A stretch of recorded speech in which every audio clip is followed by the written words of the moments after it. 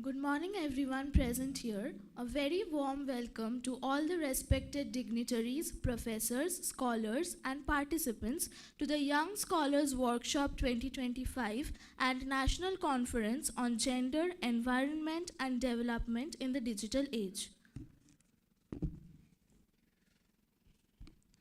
Organized by the Department of Sociology, Sister Nivedita University, in collaboration with the Indian Sociological Society and the Indian Council of Social Science Research, this 3-day academic convergence promises insightful discussions and meaningful engagements on the evolving intersections of gender, environment, and technology.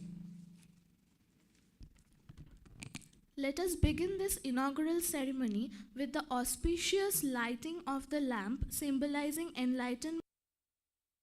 It is my honor to begin this inaugural session by inviting our esteemed dignitaries to grace the dais. I would like to invite Vice Chancellor Sir, Professor Dr. Shonku Bose Sir, our Pro-Chancellor Sir, Professor Drupajyoti Chattopadhyay Sir, our other dignitaries, Ma'am Professor Moitri Chaudhary, President, Indian Sociological Society, Professor Dr. Manoj Kumar Jena, Dr. Bishwajit Ghosh, Professor Dr. Sanjay Ray, Professor Shombit Mollik, Dr. Shoma Chaudhary Lahiri Ma'am. Everyone please come up for the lighting of the lamp ceremony.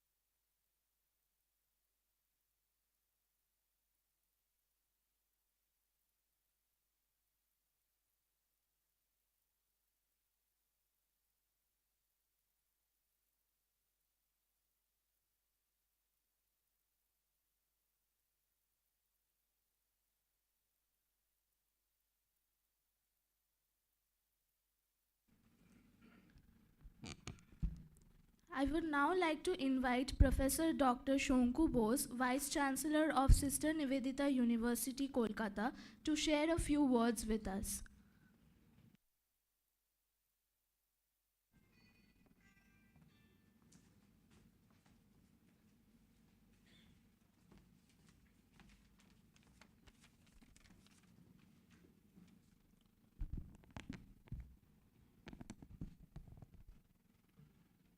Good morning. Good morning, everyone. Good morning, our esteemed dignitaries, pro-chancellors, organizers, and the students who really made it possible for today. And it is my great pleasure and privilege to welcome all distinguished guests, scholars, and students to Sister Nivedita University for this workshop and national conference. When I got to know these topics, the topics is really fascinated. You know, yet how we are connecting, because it looks like the three silos, but three silos are so strongly integrated. And it's not too long ago when the luxury symbol was the normal landline telephone considered to be his elite class of the people. Now, our working class cannot survive without a smartphone.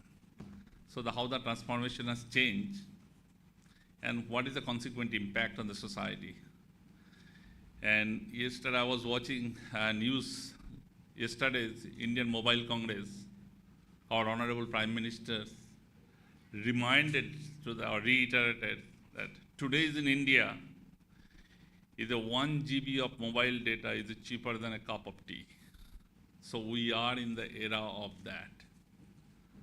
So for this, and I'm really glad that Sister Nivedita University's Sociology Department and Indian Society of Sociological Research, so they are organizing these thoughtful topics where people will exchange ideas, debate, and I'm sure at the end of the day, they will set a goal that what will be our next course of action.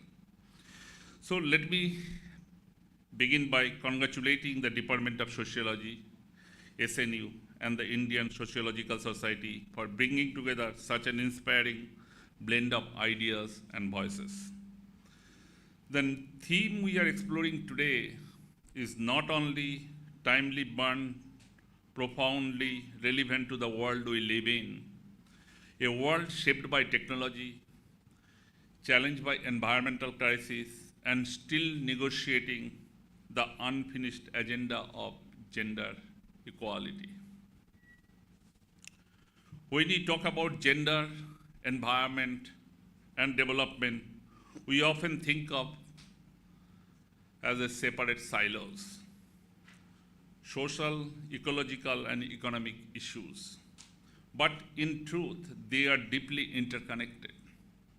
The well-being of our planet, the empowerment of its people, especially women, are part of the same story.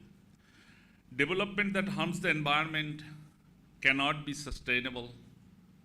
Development that ignores gender equality cannot be just and progressive. Today in the digital age, these intersections are being rewritten every day.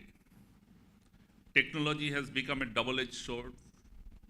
On one hand, digital tools have amplified women's voices, opened new opportunities for education, entrepreneurship, and activism. On the other hand, they have also created a new vulnerabilities, from the cyber harassment to data biases to the digital divide that keeps millions of women offline and unheard, especially in the marginalized communities globally. At Sister Nivedita University, named after a woman who dedicated her life to empowerment through education, we see this is a moral and intellectual challenge. Sister Nivedita believed that education was the truest path to empowerment and nation building. Her life reminds us that transformation begins the empathy, courage, and knowledge that serves a larger purpose. Our responsibility, therefore, is to ensure that technology serves as an instrument of inclusion, not exclusion, empowerment, and not exploitation.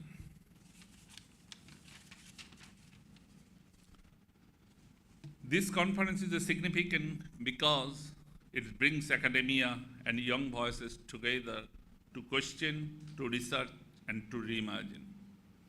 I am particularly proud that so many of our own students are presenting papers and participating in these conferences. You represent the next generation of thinkers who will redefine what development means in the digital age, not just in economic terms, but in ethical, environmental, and the human terms. I am heartened to see how this conference integrates environment, gender, and digital transformation in a holistic discourse. When we think of the climate crisis, for instance, we must recognize that its effects are not gender neutral. Women in rural and marginalized communities are often the first to face these consequences in access to water, food security, and livelihood. Likewise, in the digital domain, women's participation determines how inclusive our future societies will be.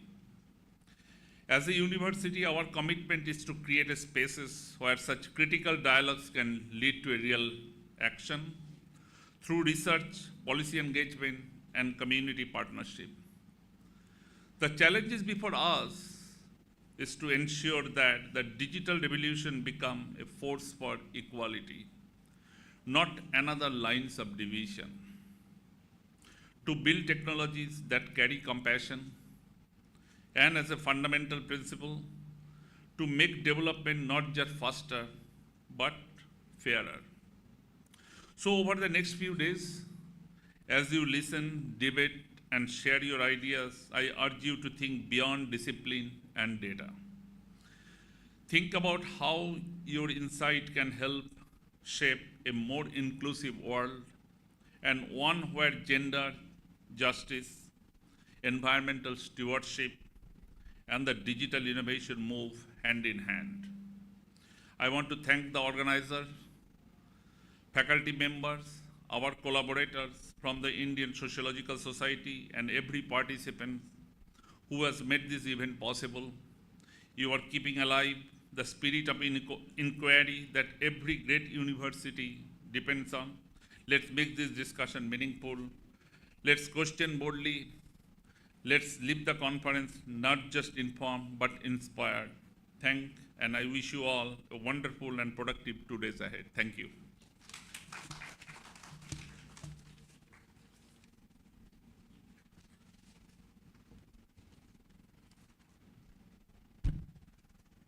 Thank you, sir.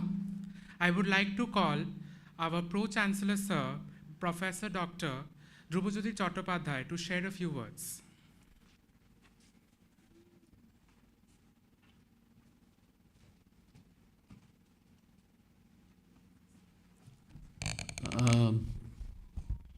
Very good morning to my dear scholars, young scholars, who are going to present their papers in this very important 2 days conclave and the national conference. I also want to thank all the distinguished guests who are over here for participating and encouraging the Department of Sociology of Sister Nivedita University for organizing this very important program and event. Now, when we find this particular title, Young Scholars Workshop, there lies one of the very important commitment, what we want to get it from our young generation. We used to talk about that where actually the social science, this consciousness, our commitment to understand social science, and where really the people who are studying social science, how they are very important component of our society, that must be upheld. And that's why our Honorable Vice Chancellor very rightly mentioned that the name of our university itself is related with that personality who actually is connected with all the three components, like gender.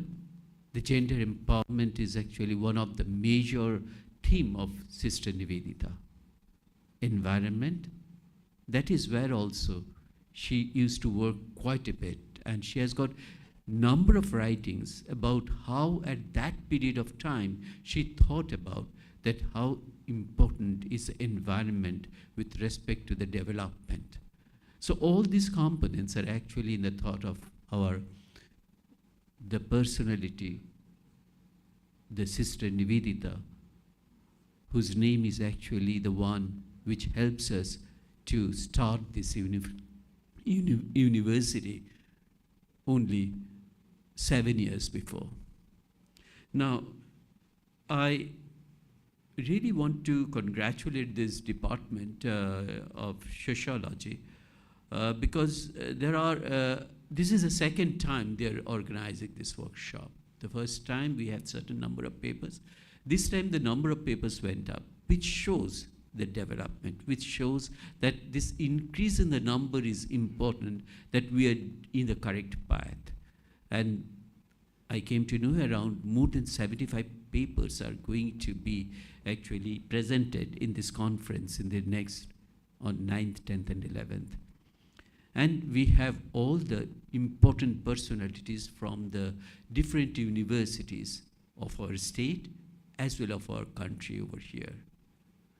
This program is actually, I think, is one of the brainchild of a personality who is present over here, who is the main inspiration for this, who is the president of the Indian Sociological Society, Professor Maitri Chakraborty. Thank you, ma'am, for actually making this particular concept that why not we actually discuss about this particular thing.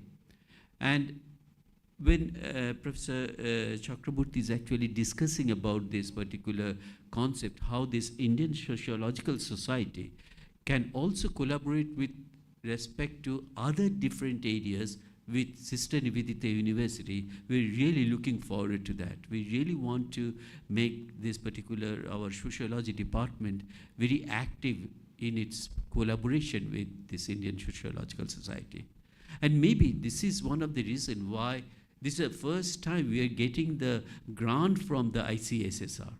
And that's why I am very, very happy that just 2 days before we came to know that we got this particular grant. So this particular grant is also a very, very strong motivation for our department, for our university itself. Now, just to, I know that we are running late, but just three things are coming into my mind while looking at this title, that we are talking about the digital age. Now, very rightly mentioned by our Vice Chancellor, that this digital age has profoundly transformed the dynamics of gender, environment, and development across the world. Now, technology plays a pivotal role in shaping these economic systems, governance, and social relations, yet its benefits and burdens are distributed unevenly. But if we look at that where we are standing in today's world, the interrelationship between the gender, environment, and development in the digital age, it underscores the need for holistic and inclusive approaches to progress. Technology is not gender neutral, nor is it environmentally benign. Its impacts depends on how society design, regulate, and use it. Achieving sustainable and equitable development, it demands that women have equal access to digital resources, that environmental sustainability guides innovation, and that policy framework bridge social and ecological divides.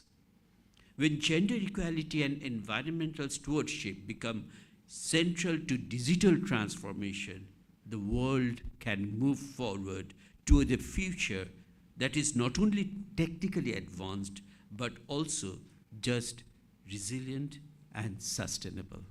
With this hope, and looking forward to the take-home message of this seminar, I really wish a great success for this conference. Thank you. Namaskar.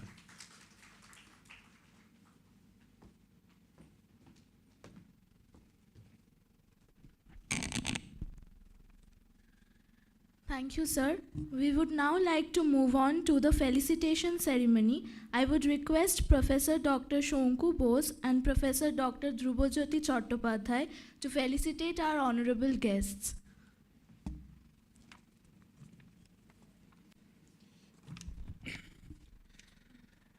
I would like to call Professor Moitri Chaudhary ma'am, President, Indian Sociological Society, to the stage for the felicitation ceremony.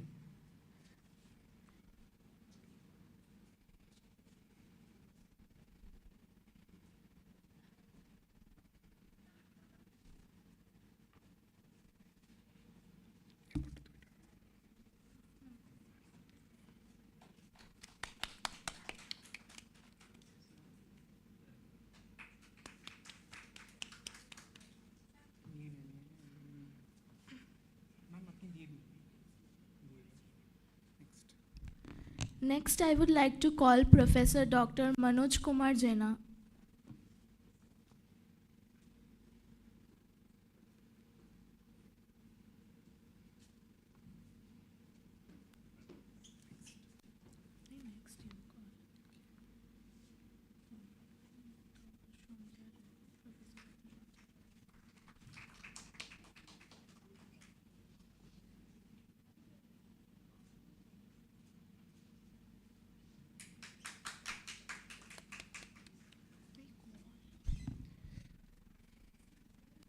Next, I would like to call Professor Dr. Sanjay Ray.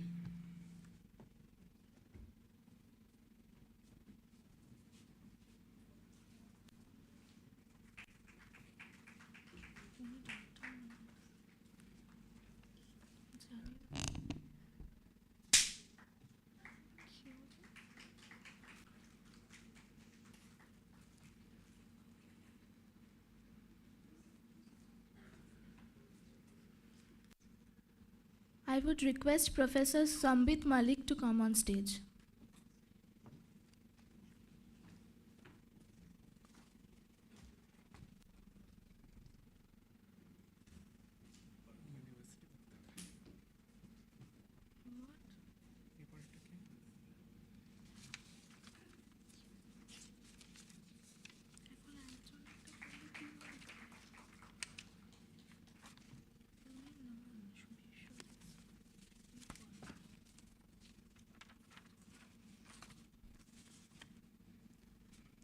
Now I would like to call Professor Dr. Bishwajit Ghosh, former Vice Chancellor, University of Bardhaman, West Bengal.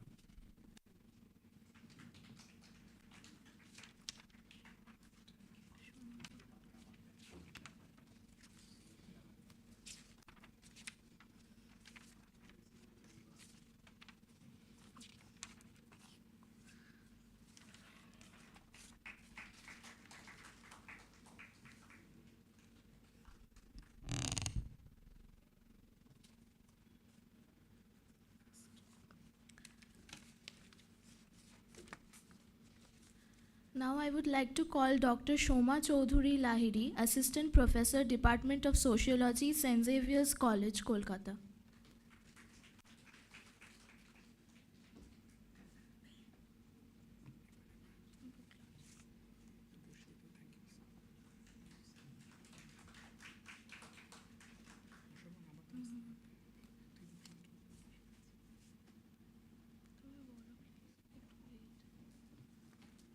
So kindly wait. I would like to call all the dignitaries to the stage as we move on to the book launch ceremony. So all the dignitaries, if you could please come to the stage. We now move to the book launch ceremony regarding the conference that was held in 2023 in collaboration with RC13, Science, Technology and Society, Indian Sociological Society. I would also like to call our convener and co-convener of the conference, Dr. Shima Dotto ma'am and Dr. Priyanka Dotto ma'am.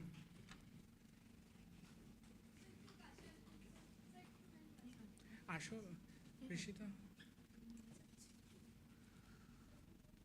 Sir, aro boi আছে?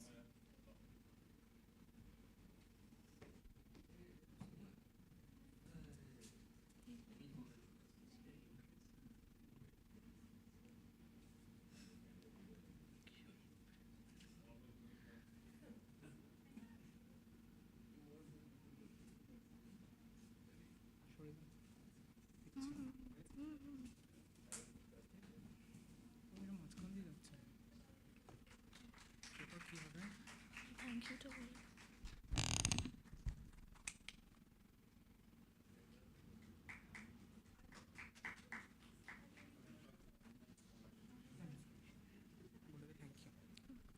Thank you to all the dignitaries for this session.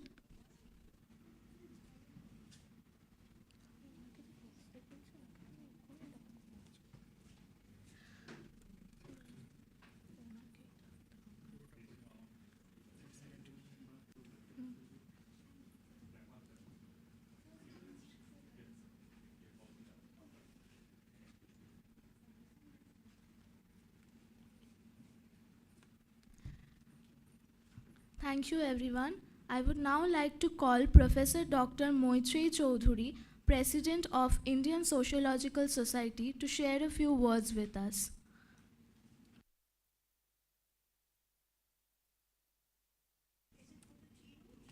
No, this late.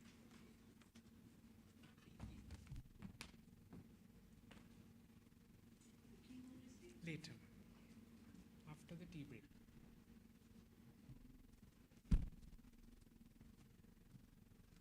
Yeah, at the outset, I'd like to thank Seema for inviting me here and the graciousness of the Vice Chancellor and the Pro-Vice Chancellor. Such occasions are rare. I'm coming to Kolkata, I think, almost 12 years. And it's a pleasure because, again, old friends and colleagues are here. And I don't want to speak too much. We're running a little late, but I would like to speak just a few words, which I would also bring in when is that okay? Close it? Can you hear me? Yeah. Yeah, so maybe just a few words of the Indian Sociological Society. That's the hat I wear now for another 2.5 months. In my main keynote address, I'll also be referring, it's a very old organization, 1951, with a long history, a professional body which emerged post-independence, but with many of the legacies of the national movement, of a certain understanding of building the nation, a certain constitutional vision. If any of you go through all the president's address in the Sociological Bulletin. So I don't want to take more time, but I would really, really urge you, those who are not life members, to become members, because this is an association with which you connect. You are a young generation. We are at the tail end, but this is the place where generations meet, regions meet, diverse specializations meet, and it becomes a site very much like a major meta university where discussions can be done across disciplines and perspectives. So I hope that you do it, and I'll come back later when I speak a little more on the theme. Thank you again once very much.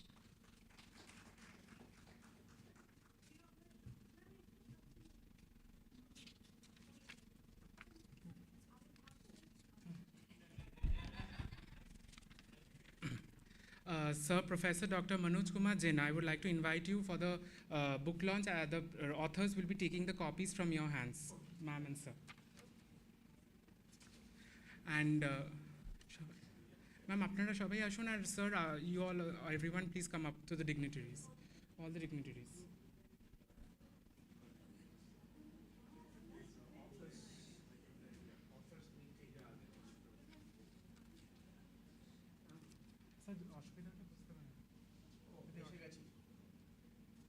Sir?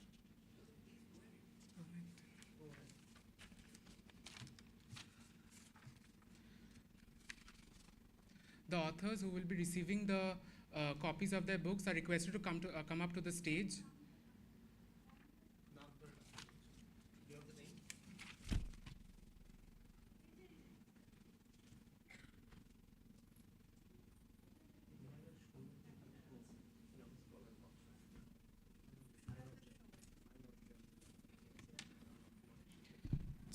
Shalini Shaha, is she present?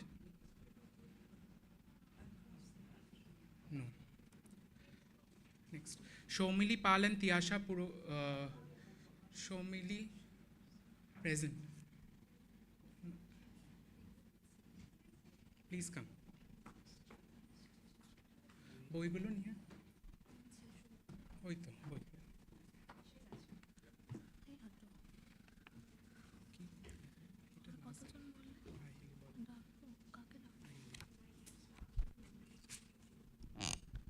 আহিলি ঘোষাল,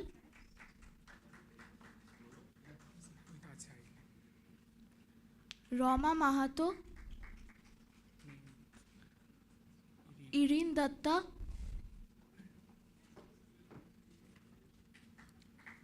আন্তিক কুমার দাস,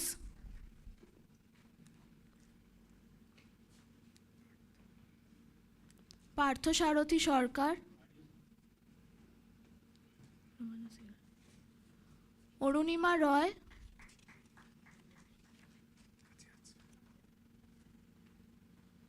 শতাব্দী মণ্ডল, অহনা সেন,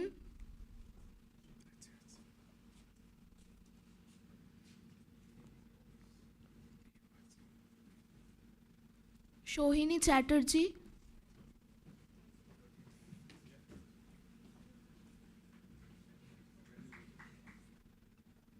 উর্জা এমন,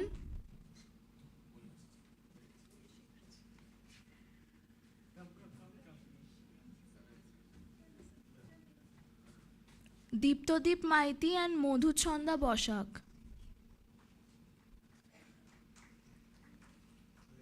Tania Goyal, Miss Ibanisha Panbu and Dr. Bijoy Das. Oishi Sarkar,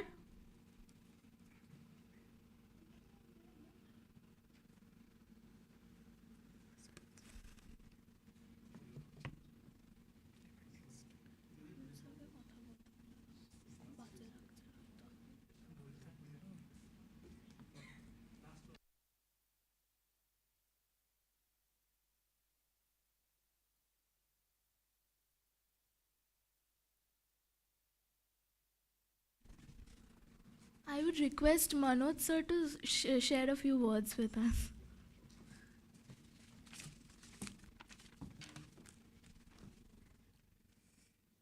So, good morning to all of you. It's always great to come over here in SNU. And thank you so much, Dr. Seema, Dr. Priyanka, and the entire Department of Sociology, again organizing a wonderful conference and the Young Scholars Workshop. And really, I'm grateful to the Vice Chancellor, the Pro Vice Chancellor, and organizing team, always providing wonderful support for this kind of intellectual discourse activities. And in fact, I must tell you that we are RC13. Ma'am, she has already talked about Indian Sociological Society. The RC13 Science, Technology and Society, always supportive, and we have a collaboration. Dr. Shima, she is also very much part of this RC13, and we are doing that. We have already seen that it's a wonderful, we call the intellectual product. In a sense, that's a contributions coming from all the young scholars. This is a wonderful support from the entire department, Seema and Priyanka. Really, I would like to congratulate to both of you, entire department, for editing this volume and bringing all these paper and providing a kind of platform to the young learners. It's really a kind of encouragement, and I'm grateful to all of you.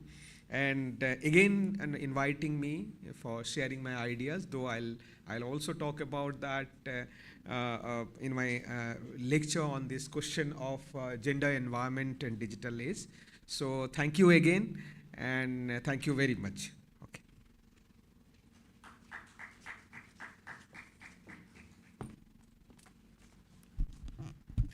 I would like to call our convener, Professor Dr. Seema Datta, on stage to share a few words with us.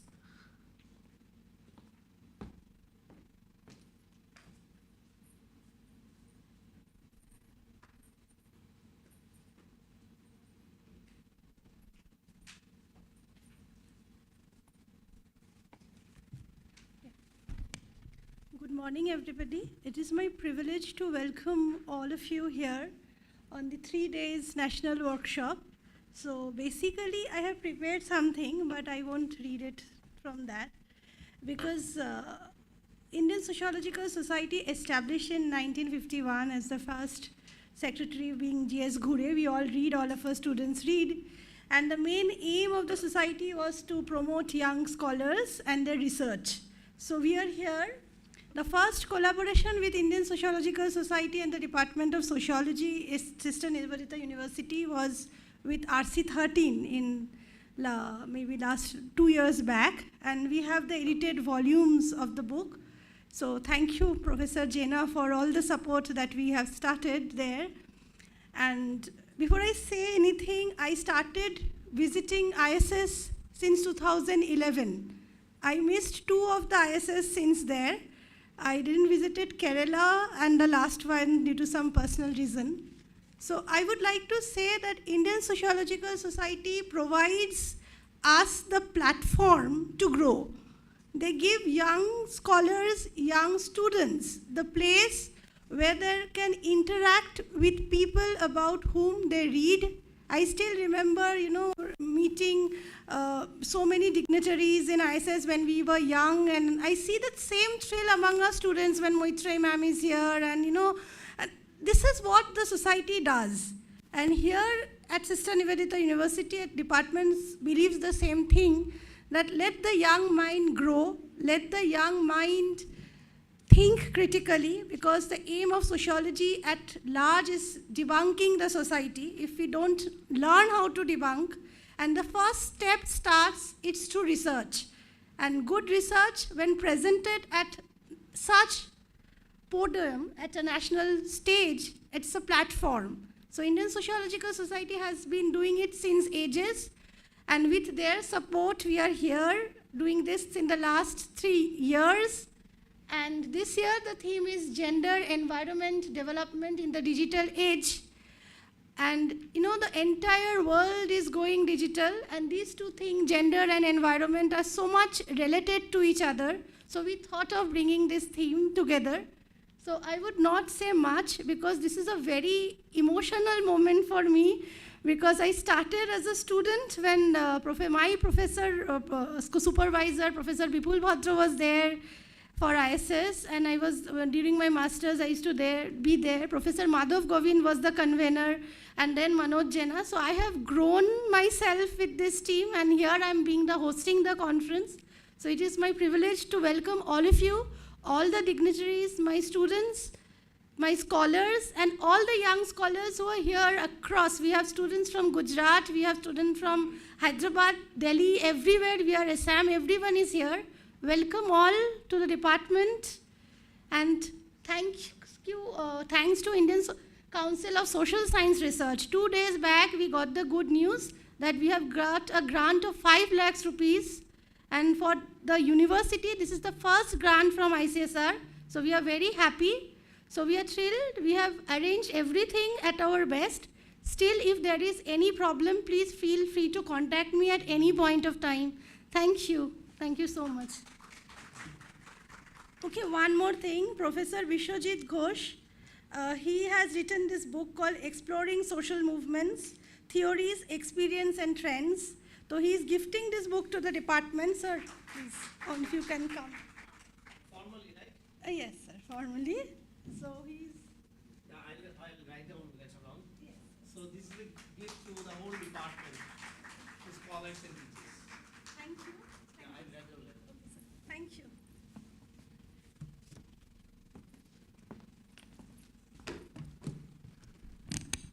Thank you so much, ma'am. We will now have a short tea break behind the seminar hall.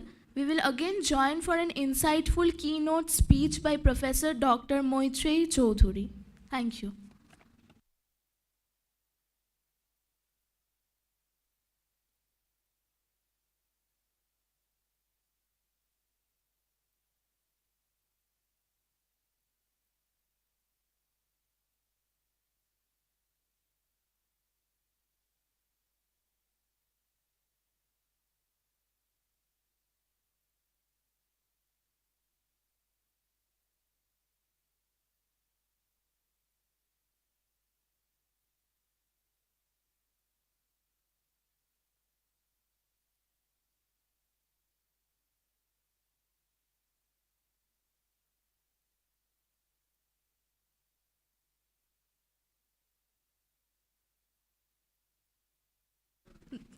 Those who have received the copies of the book, kindly come to the green room to sign the sheet.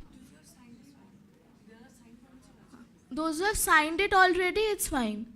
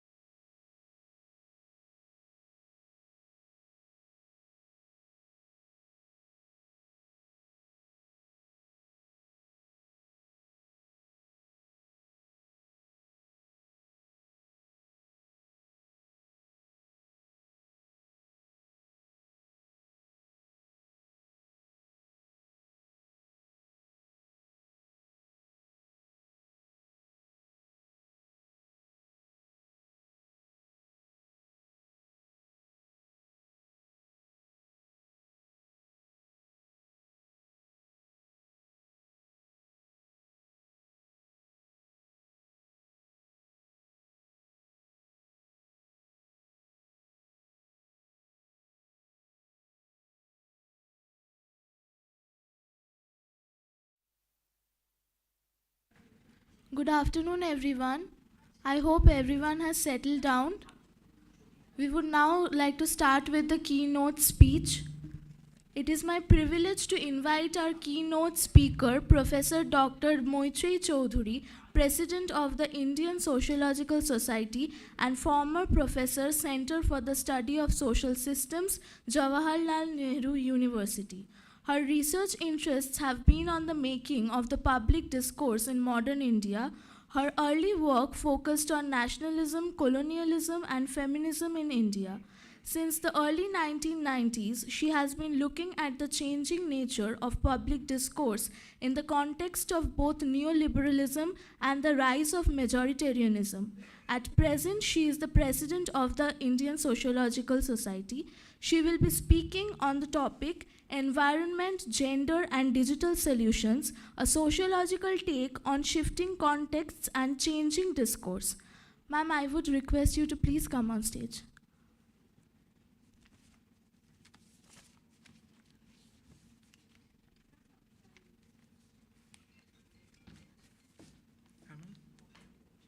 What?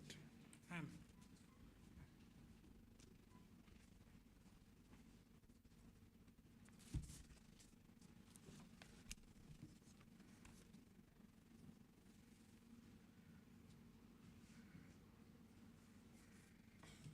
Yeah, I'll try and restrict my talk to say for about half an hour. And I've already spoken, so maybe just move straight forward.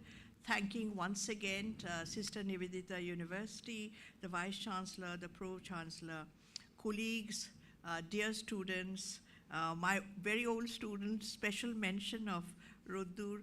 Very happy that Professor Bishwajit Ghosh, Professor Sanjay Roy, Shoma, everyone over here who's there, Manoj cannot be missed out, Shambit. So I'll sort of start off and first say, of course, how happy I'm here today, and start with a little bit about what we as sociologists do.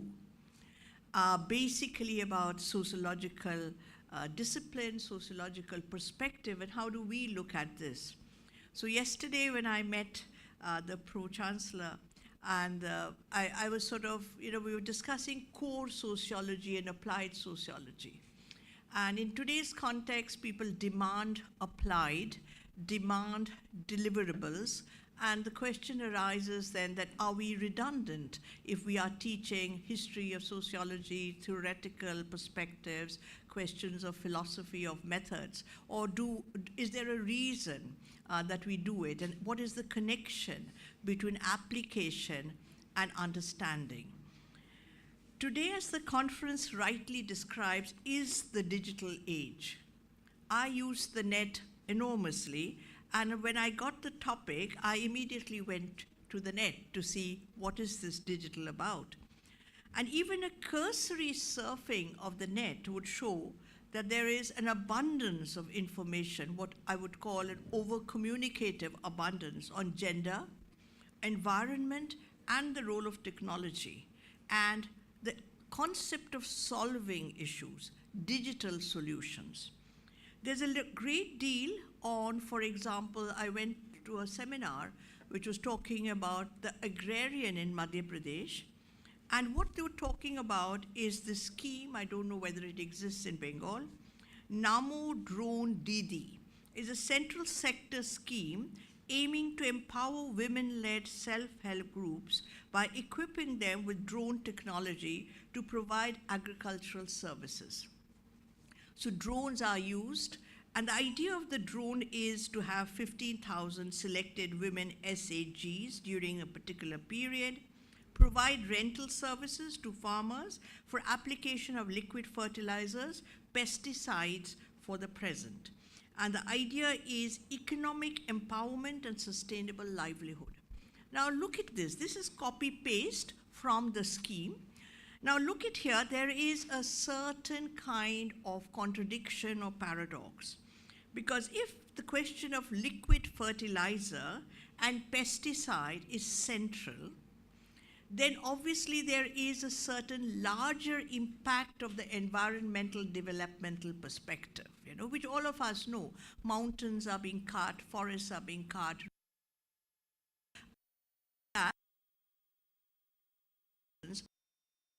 By the state and the market for the digital. Now, in the question of environment, for example, most of us feel very good, and I'm guilty for it. I don't use plastic. In my JNU house, I had gardens.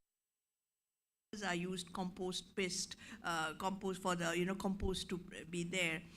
We do a lot of what is called eco-consumerism. That we would like to avoid certain things, not kind of products, and we feel empowered. I'll dwell on these ideas of eco-consumerism.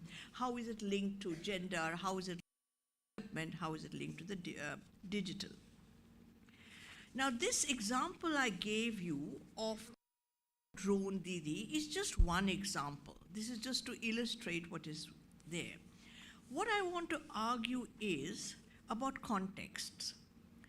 Context being that what was the context earlier, maybe when the Indian Sociological Society began in 1951, and what is the context today? How looked at in the post-World War II period? How is development looked at now? What was the role of states then? What's the role of states now?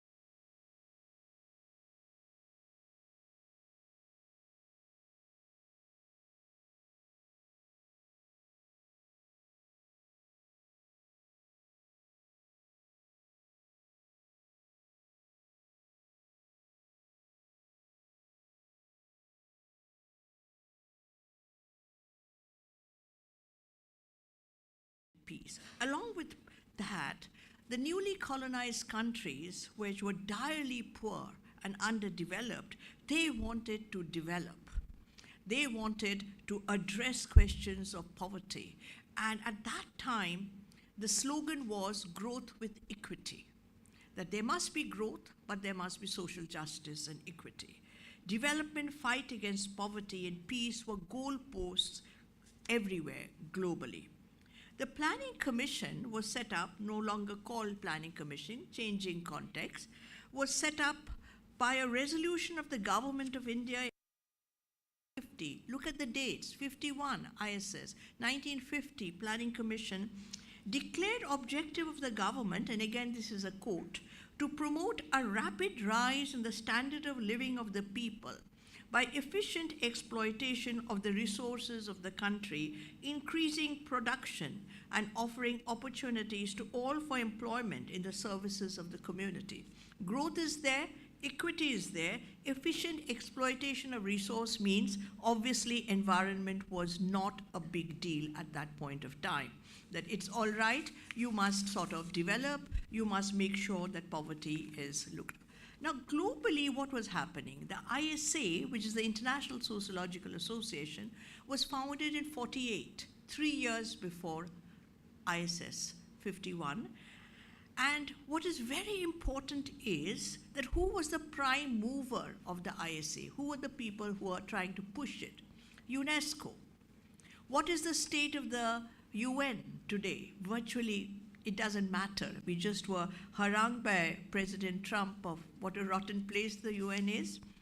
And when I tried desperately to get funds for UNICEF for the coming conference, which is the ISS conference at Andhra, they said the funds have totally dried up. They have no funds. We wanted to bring in questions of education, development, completely their field, but they said they have absolutely no funds left. And here is a time when the UNESCO is a prime mover because they felt that the post-World War victors wanted to ensure that and this is a quote from the website of ISA, that the circumstances leading to war, fascism, social frictions between nations and people were abolished. And the idea was to collect the talents and resources of sociologists to find a solution to the problems that people faced. I emphasize solutions to the problems that people faced because this brings us to the core of sociology. What kind of problems? Are problems given? Have people decided what the problems are? Or are sociological problems different from social problems? With questions of gender, for example, it's very easy to distinguish social problem from sociological problem. So supposing if you ask them what are the social problems, and people will say increase in rate of divorce is a social problem. Breaking up of marriage is a social problem. Women leaving their homes and going to distant places to work is a social problem.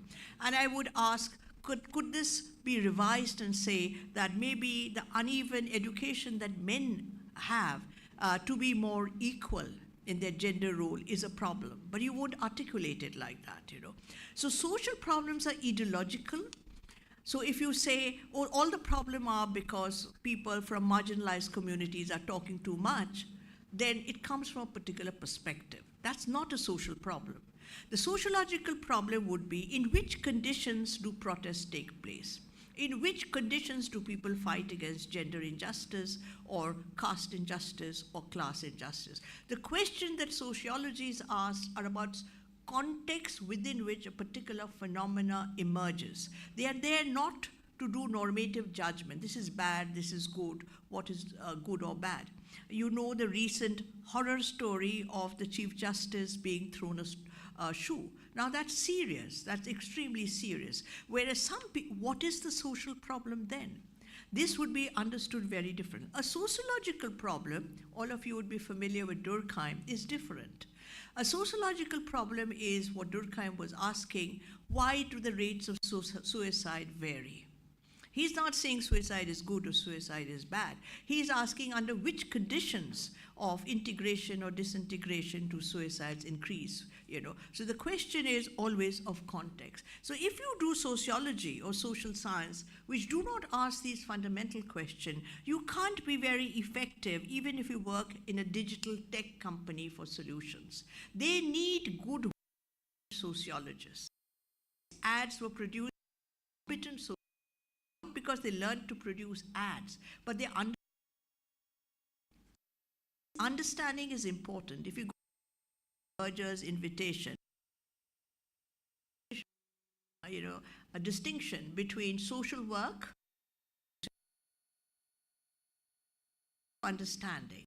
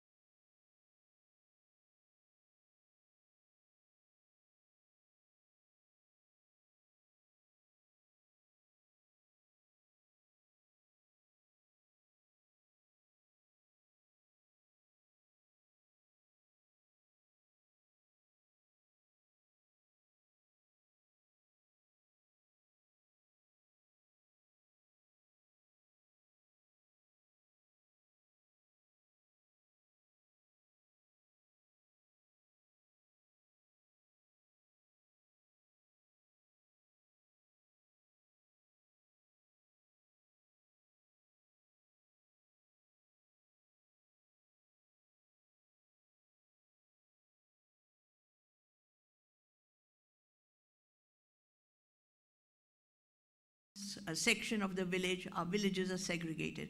And which land will the salt water be dumped? So obviously the people, in fact, in that village, anyway it was wasteland, but it was owned by the Dalits, was given off. But they wouldn't want, the others didn't want to give their land for this. So you notice that it's not a question of just having salination. You may feel that, look, now we have become productive, useful, we are in a desalination project. Without an understanding of the theory and structure of society, you cannot even provide any kind of policies or intervention.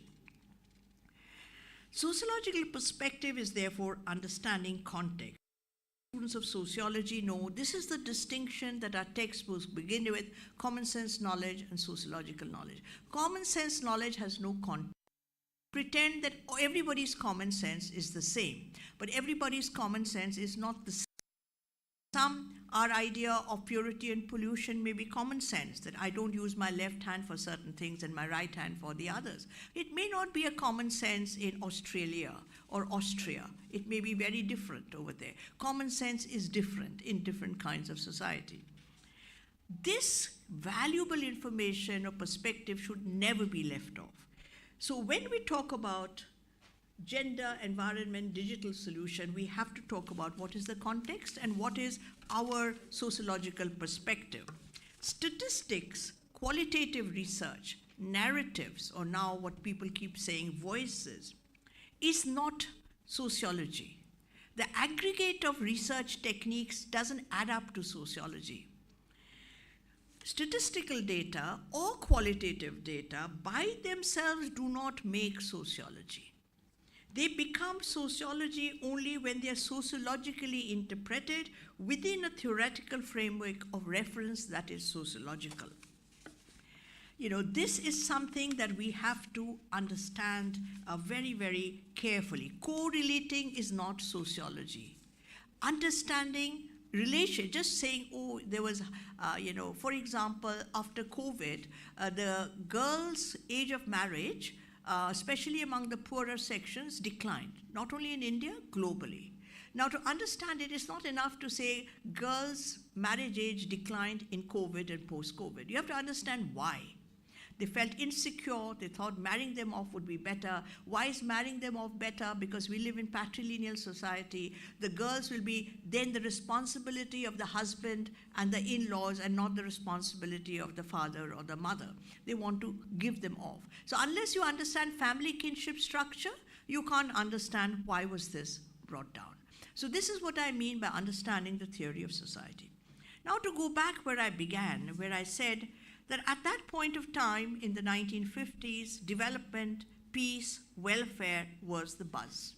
What are the issues today? And again, I went to the net because we live in digital ages, and I found a Pew research of 2025, where people were voicing that they are very worried about the growing power of technology companies, intrusion in individuals' privacy and autonomy, and the business model of big tech. The business model of big tech. Remember, digital solutions, who is providing them? Even if it is run by the state, there'll be a corporate behind that who runs the tech solution. So unless you understand old questions of ownership and production, you will not understand what is happening. Technology, we know, is both double-edged. It has opportunity and challenge. But it is not just a mechanical saying that, look, it'll impact different sections of people differently. Yes, we know it'll impact different sections differently, but why? What are the reasons that it'll be impacting differently? Very interestingly, along with digital solutions, is not just restricted to environment. You have it with health. I don't know how many of you know of those watches which monitor your steps, your heartbeat, your various kinds of things. Particular focus with women's health. This is called Femtech, and they will monitor your reproductive health. Now, again, in sociology, we call it cognitive visibility or invisibility. Some issues of health will not be highlighted, but reproductive health will be highlighted. Menstruation, and you will say, look, it's all about women's empowerment, which it is, because after all, at a particular point of time, people wouldn't even use the word menstruation, and it's now in the public sphere. But what is hidden behind the facade, which is what Peter Berger would say, sociology is what is happening behind the wall, you have to understand, by focusing on women's reproductive health, what issues of health are being not looked after. What about environmental impact on our health? What about the kind of food that, products that we buy off in the groceries or the malls that we see? What about packaged food? What about the huge investment to, certainly, push forward certain kind of goods? Now, if today the challenges are so extraordinary, terrible challenges ahead, warfare, destruction, bombing, and a collapse of the post-World War II consensus.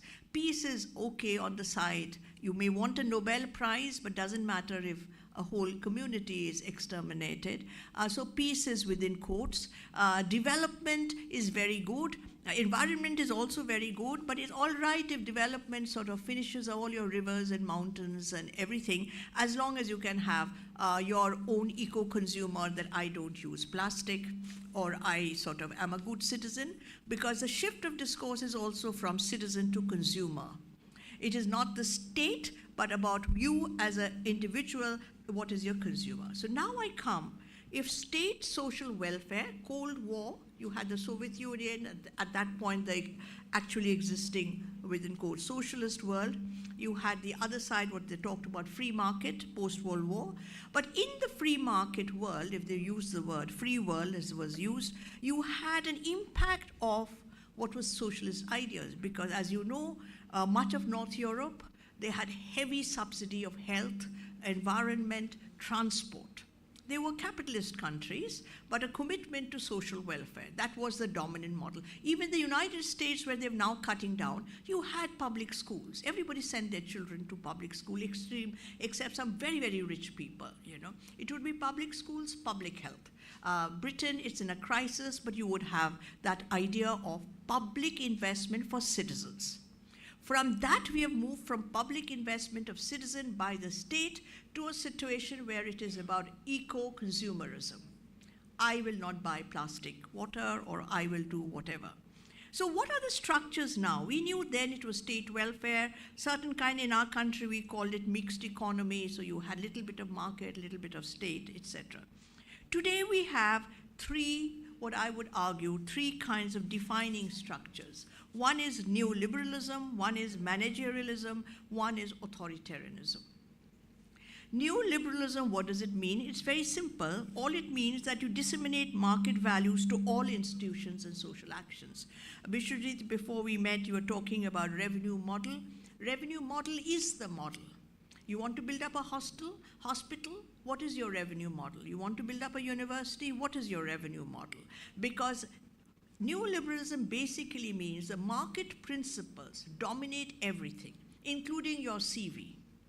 Like all of us, I had no CV until I got a job. It was not required, okay? Now, even a class 2 girl, I think, probably has a CV, and her mother has a CV, and her father has a CV.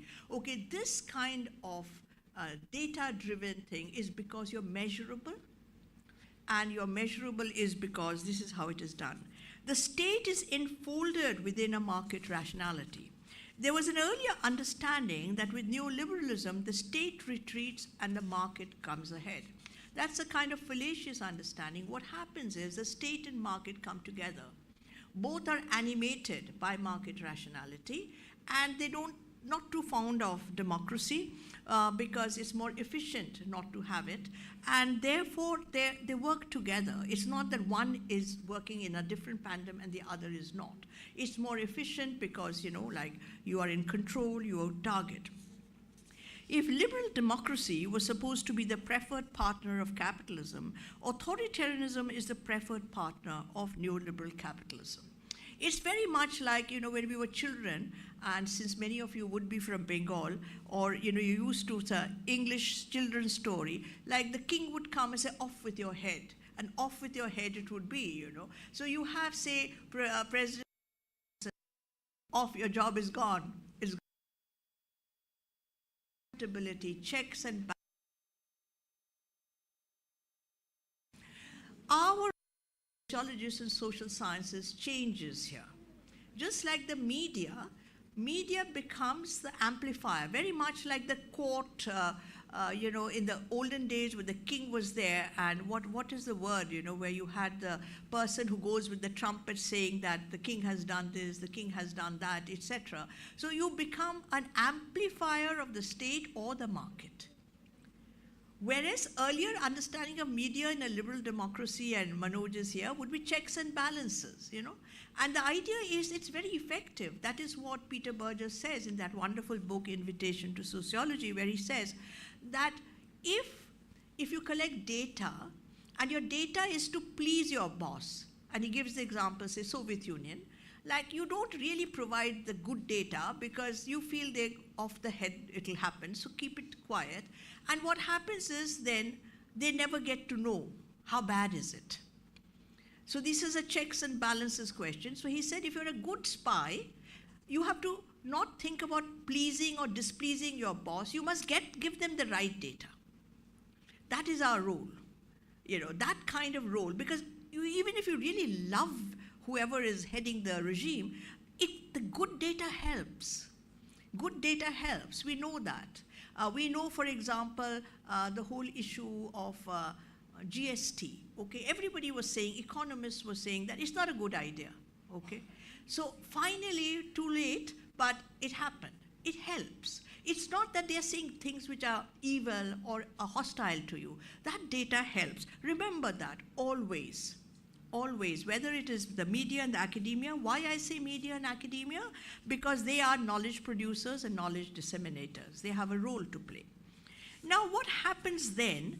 The second is managerialism, which basically means that there's really not too much difference between a university and a motor vehicle company. There are similarities for both. You need management skills to manage. What is the situation? You manage it. A girl is insecure, so you make sure that there is a digital app you can make out if she's being attacked. It helps. It's not that it's irrelevant. But the larger question which Rokia Hussain asked in 1905, why are the streets not safe? That would become invisibilized, You would say, now I have my mobile phone, I'm all right. But it can't unless the larger conditions are looked after. Managerialism will tell you, I was looking at a university saying, how do you publicize about your university? And they said, and now you know Gen Z is or Z, I think they call it. They said, how will you publicize your university? And they said, we know the Gen Z, and this is again a quote, has the highest daily screen time, ensuring that your university's website formatting is mobile friendly. So if you have a website, maybe at SNU, then it should be mobile friendly because the young people use the mobile. And it's only that. That's a tech solution. You're not asking the question that what courses are you teaching? How well do you teach? What are the books you're suggesting? You're talking a completely different discourse because the context is different. What is the other thing? Authoritarianism. Authoritarian populism depends on the support of corporate interests pushing an aggressive corporatized economy and on the ordinary citizen being convinced that the economic well-being is a function of a strong state and a nation.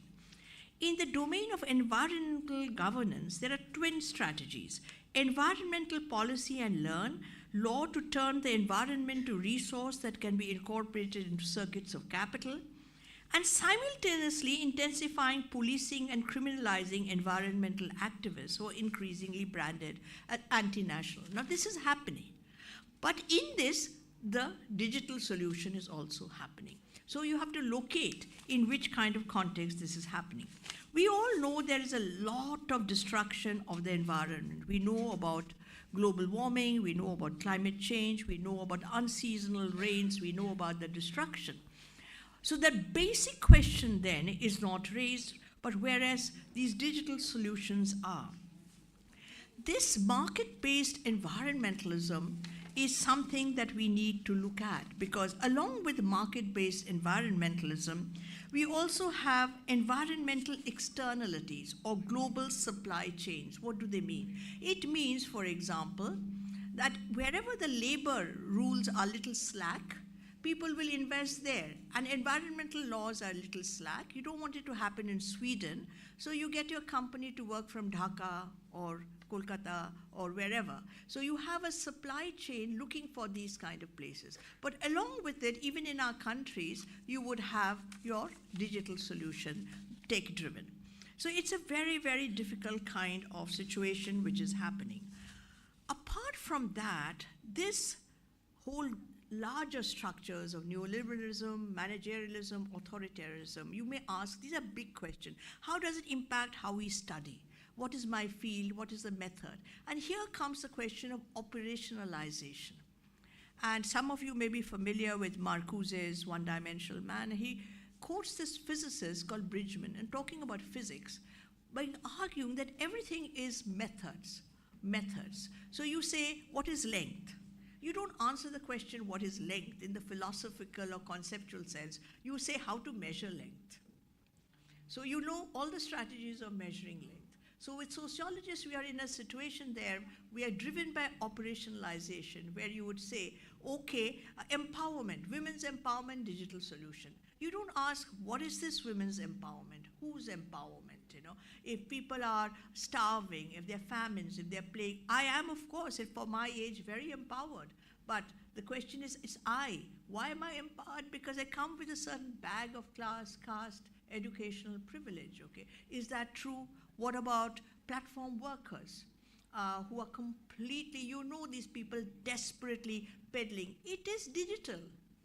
Zoom, what is it? Forget Zoom, Zomato, all the other apps you have, food apps on your telephone.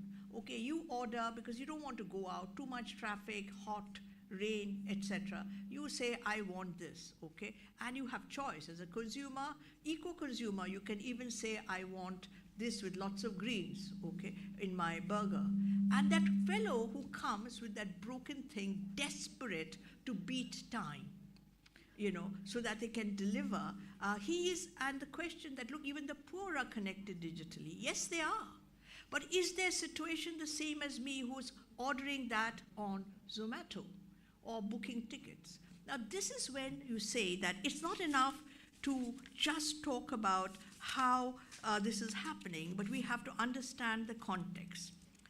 We have to understand the next time you see a feminine hygiene brand called Sirona and the pregnancy app Mind and Mom, remember there is a whole FebTech industry behind it. There is web apps, mobile phone, digital products, computational pathology platforms behind it. The big structures are there, but they're not empirically visible. They're not empirically visible like I can see you. And the whole question of sociology with C. Wright Mills is that we can't have abstracted empiricism.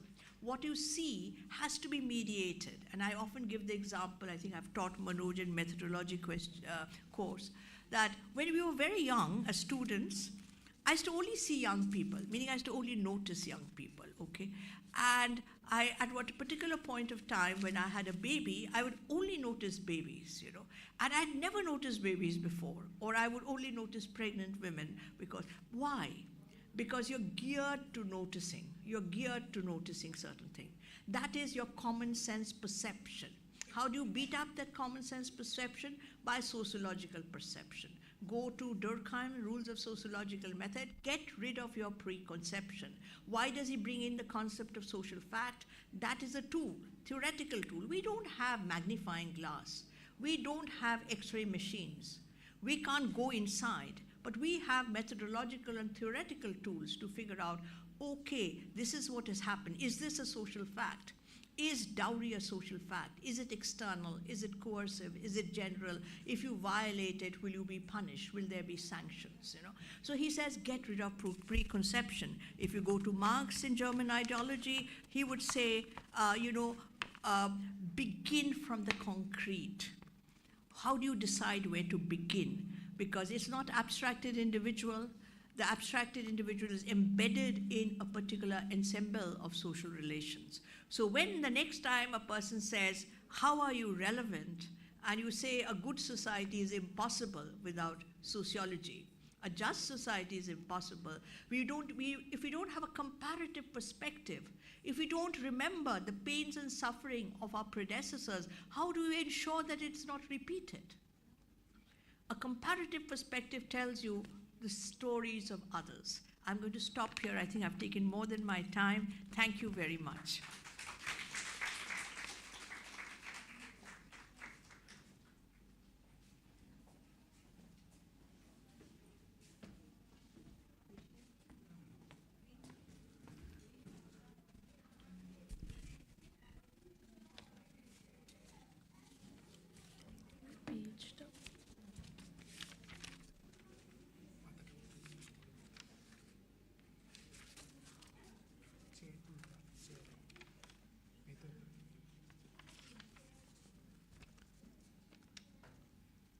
Thank you, ma'am, for your deep and thought-provoking address for this conference. We now move on to our plenary session 1. The theme for this session is Gender, Environment and Technology. The session will be chaired by Honorable Professor Dr. Bishwajit Ghosh, former Vice Chancellor, University of Burdwan.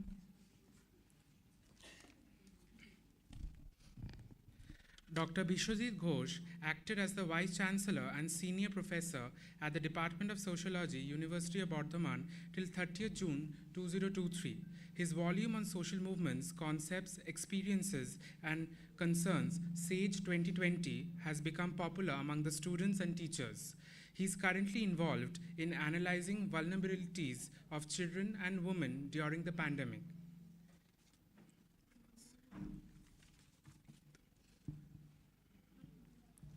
Our next speaker, we have Professor Dr. Manoj Kumar Jena.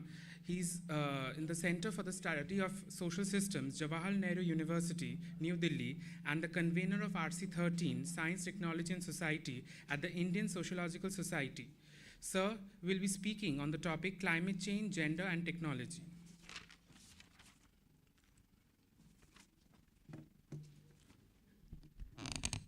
We also have Dr. Sanjay Rai, who was the professor of Department of Sociology, North Bengal University, West Bengal.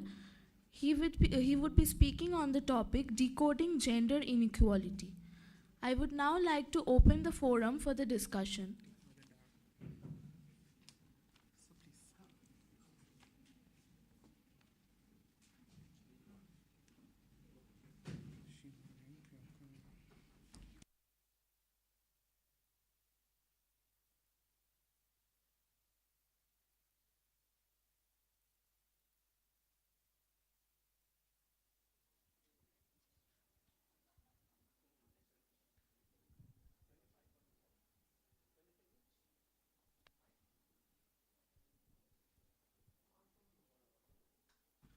Thank you very much, everyone. I'm not new to SNU. I came once, but I somehow hesitated taking up assignments after retirement. I don't know how. Somehow I was trapped by some other university, and now I'm a free bird. So let me begin by going into the history of Young Scholar Workshop. There is something that you need to know in order to give credit to Professor Maitri Chaudhuri, my Didi. In 2010, when Professor J.J. Kattakayam became the president of ISS, he brought the idea of Young Scholar Workshop. And the first workshop was organized in Ravenshaw University. I remember it just now because I was one of the experts evaluating scholars. Suddenly it came to my mind, and I text the organizer of the conference, Dr. Sahu. He said yes. That was the first Young Scholar Workshop. Now the paradigm was, a university will organize Indian Sociological Society conference. Before the conference, there will be 1 or 2 days or 1.5 days of Young Scholar Workshop, so both combined, right? But then after Professor Maitri Chaudhuri took over the charge, she decided to disseminate, because many of the activities of ISS are centralized. In any conference, people go there for 3 days, and then the Young Scholar Workshop, if it is extended for 2 more days, so it becomes a 5-day activity, and it becomes a centralized activity where only the people going there, scholar going there, are able to listen to the discourses. So Professor Chaudhuri came up with a new idea of disseminating it to, not to a single place, to at least 3 to 4 different locations, and therefore SNU was linked up in order to have something in Kolkata. Thank you very much, Professor Chaudhuri. Give her a big clap, because only because of Professor Chaudhuri's initiative, we have a Young Scholar Workshop here. Otherwise, the workshop would have gone to SRM, Andhra Pradesh. You remember, you get the point, what I'm basically talking about. And there will be some more workshops like this in some other parts of India. And in fact, this idea of disseminating workshops and disseminating this sort of thing was basically popularized by Professor Sujata Patel during her tenure when I was the treasurer of ISS. So we took up the task of disseminating things because we started understanding that sitting down in a central place, whether it is JNU, Delhi University, Mumbai, all these central places used to host ISS conferences. There is the point, because we need to go to the rural belt, understand people, what Professor Chaudhuri was talking about, that by the structure you see them, but if you go inside, you don't see them. So we need to go inside, deep understand. For instance, in November, 8th of November, 1 RC of Indian Sociological Society is going to organize a workshop on agrarian unrest and agrarian, sort of issues, stresses, and I am going to speak on that, because there are stresses not being studied, suicides not being studied, vulnerability and all this not being studied by so-called planners or sort of other organizers. So ISS has the basic responsibility, sociologists have the basic responsibility to understand climate, to understand inequality, and I have 2 very good speakers. One is Manoj, the other is Sanjay, both of them are close to me. I'm really grateful to chair this session. There's a shifting in the schedule because of Manoj's insistence. This is good. So both the speakers will be getting 25 minutes each, and then it will be thrown off for discussion for 5 to 10 minutes. The time is very short. We are already getting late. Thank you very much, everyone, including the organizers, for giving this opportunity to me. Who would begin? Who would volunteer? Sanjay, you would begin, or? So anyway, Manoj, alphabetically.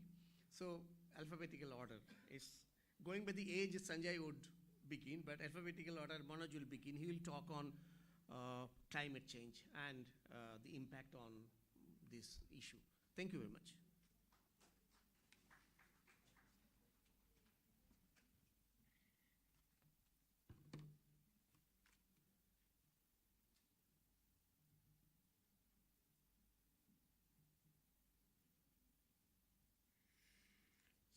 Thank you so much, sir, Biswajit sir. And again, very outset, yeah, right. So again, I would like to congratulate Department of Sociology, SNU, for organizing this conference, and chair, and the fellow panelists, and my teacher, ma'am, Maitri ma'am, and Sambit, and all the participants, students from the SNU, participants from all over India. So in fact, today I'm going to talk about climate change, gender, and precisely digital technology. I think since morning we are talking about digital technology and the question of gender. So here, I would like to analyze these three important dimensions: climate change, gender, and digital technology. And thanks, ma'am, for setting this, contextualizing the whole issues. As you know that, and digital technology itself is an integral part of our everyday life activities. Today we can't live without this particular technology. And many a time I'm giving example of this particular mobile phone. I call this a magical machine, chamatkari yantra. And madam said that now even if you want a food, you can order a food. If you want anything else, if you have to contact somebody somewhere in any part of anywhere in the globe, you can contact them. Like we have a virtual support system for the age-old people. So we have a very, very intrinsic relationship with the digital technology. We can't negate that. Simultaneously, we have another important development that has happened. It's not recent phenomena, it's particularly the climate crisis and the climate change. Why, in fact, today just I have finished a project on the climate change, environmental degradation, studying Delhi. And precisely when I was trying to understand the air pollution, though I'm not going to talk about that, but broadly I'll discuss with you the gender questions, technology, as well as the climate crisis. And in fact, this is the important phase. We have to think about our climate. You have to analyze the climate. Ma'am has already talked about. You have to contextualize within this particular period and situations. And what is called shifting in discourse, what madam has already talked about. And we are also trying to analyze. We sociologists, though we have a whole lot of literature and environmental studies and so on and so forth, now we'll also think this climate crisis differently from the technology point of view, as well as the gender point of view, as well as the question of marginalization. These are some of the very, very important components. We have to think sociologically. That's, I'll try to open this question. It's a inter phenomena, though I'll give a kind of as well as the marginal lens, it's very much intersect with each other, because you can't talk about only climate change on the basis of scientific data, because of the amount of an amount of carbon dioxide, carbon monoxide we have released over a period of time, not we, but precisely how the Europeans, how the America is roughly about 27% of greenhouse gases they have released. Even that Europe, if you combine Europe and America, they have released huge amount of carbon dioxide, carbon monoxide, all these greenhouse gases, but entire world is suffering. That's the whole idea of the expansion of how they had expanded their capital, what kind of gain that has happened. These are some of the few important questions. For example, when in the Paris they were talking about the green fund and climate crisis, they are putting punishment on the third world countries. That will also, I'll briefly touch upon that, the whole idea of the just transition. So therefore, it has a multi-dimensional effect. We have to understand this climate crisis and how it is impacting our consumption pattern. For example, now this climate change itself is not an isolated phenomenon. It's a water in our well to the water in our tap. The food, whatever the food is available in your plate or what you are buying from the market is now completely correlated with this climate crisis. Now we have a different kind of move. And a few days back, I was in South Korea. We were discussing about World Climate Forum, the Economic Forum, and I was representing from the Asia side and India side. Now the people, they are thinking about, it's not about the carbon capital, it's also hydrogen capital. Shifting from carbon fuel to the hydrogen fuel, hydrogen energy. That's a new kind of energy shift. Then we have to understand, we have to locate ourselves, India, within that particular kind of context. So there are so many issues. As I said, it's all about interrelated. It's now, for example, as I said, for example, Giddens is also putting rightly, this is the biggest challenge in the 21st century. As a sociologist, we'll think differently. We'll analyze all these context, what is happening with our agricultural activities, with the fishermen, the men and women, those are working in the seaside, even the productivity, the kind of product and kind of agricultural activities which is happening around India. Then we'll think about that with through the analyze through a sociological lens.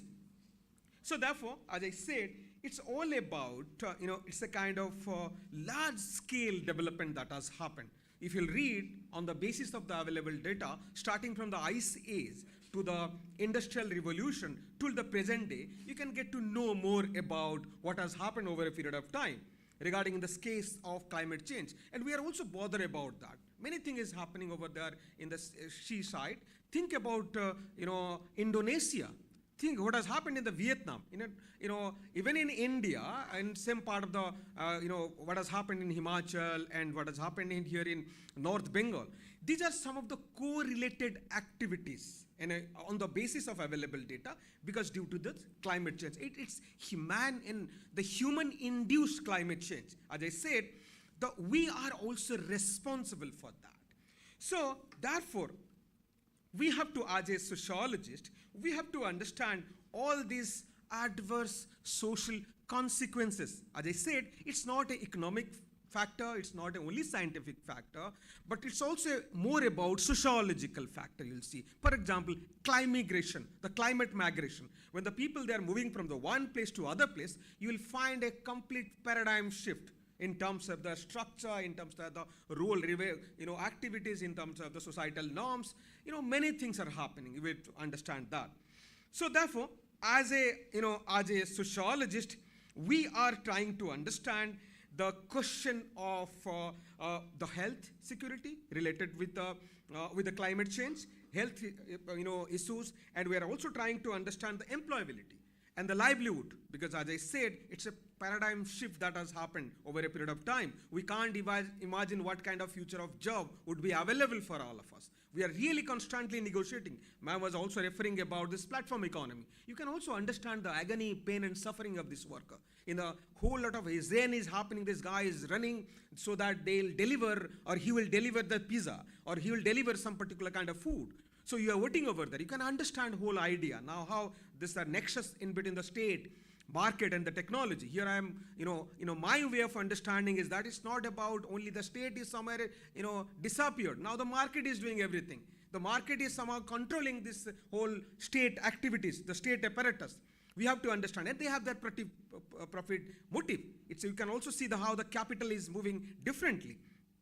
So therefore, we have an important question we should address and understand on the, as I said, the energy security. If you are moving from the carbon economy to the hydrogen economy, you have to understand your structure, the way in which how the colonial rulers, they have destroyed our system. They established their own system, and they were pushing towards maybe a fossil fuel, a particular kind of energy system. Now we had a well-structured fossil fuel system when we were utilizing for their own development. Now we have another area that they're pushing for a hydrogen, clean energy.